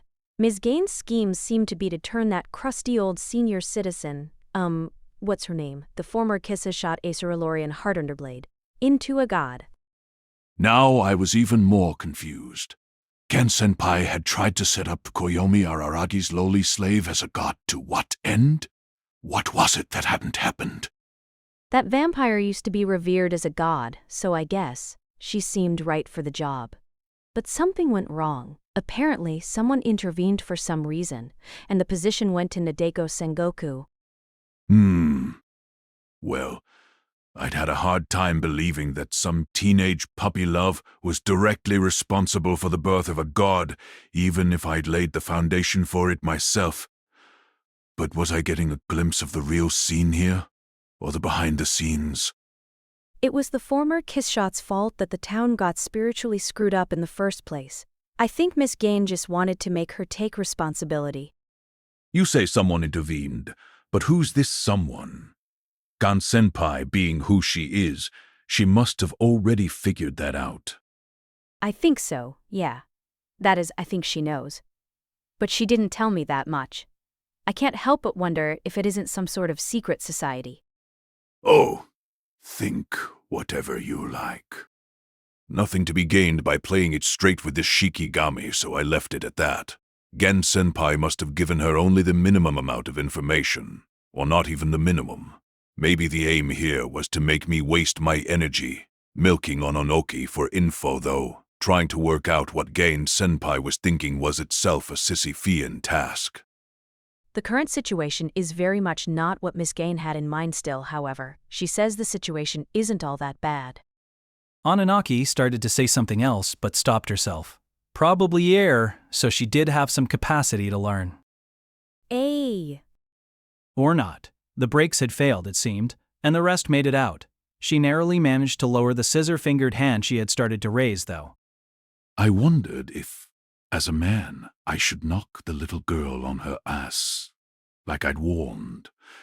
But I gave her the benefit of the doubt and assumed that it was involuntary, like a hiccup. It's worth pretending to be generous sometimes. So someone had to become a god in that spiritually screwed-up town, and anyone would do. Senjogahara's mysterious ailment dated back more than 2 years, so I found it difficult to lay the blame solely on Araragi's lowly slave's shoulders, but that vampire was definitely responsible for my curse actually manifesting in Nadeko Sengoku's body. Not that I didn't also bear some of the responsibility. Yup. Seems like Ms. Gain came to that conclusion after Sis and I went there, but I don't know the particulars. If you're really desperate to know, ask Ms. Gain or Sis directly. Neither of those options appeals to me. I feel you. Peons like us don't need to know the details. Remarked Ononoki. Lumping me in with her as a peon was hard to excuse, but I guess that's how it seemed from her standpoint. Me, Yozuru Kaganyuni, Yotsugi Ononoki, we were all peons to Gan-senpai. Not a single person with any connection to Izuko-gan was more than a peon in her eyes. She seemed friendly, but was magnificently dominant. If there was one exception, maybe it was Meimashino, whose whereabouts were currently unknown. Anyway, she says to withdraw. My orders were simply to relay that message to you, so now your own orders are simply to withdraw. Didn't I already tell you? I refuse. If you can't get that message to her, that's fine. It's not like this is a job interview, no need to go to the trouble of contacting her to inform her that I decline. I just remembered one other part of the message. Ononoki said after finally finishing off the chocolate chunk scone.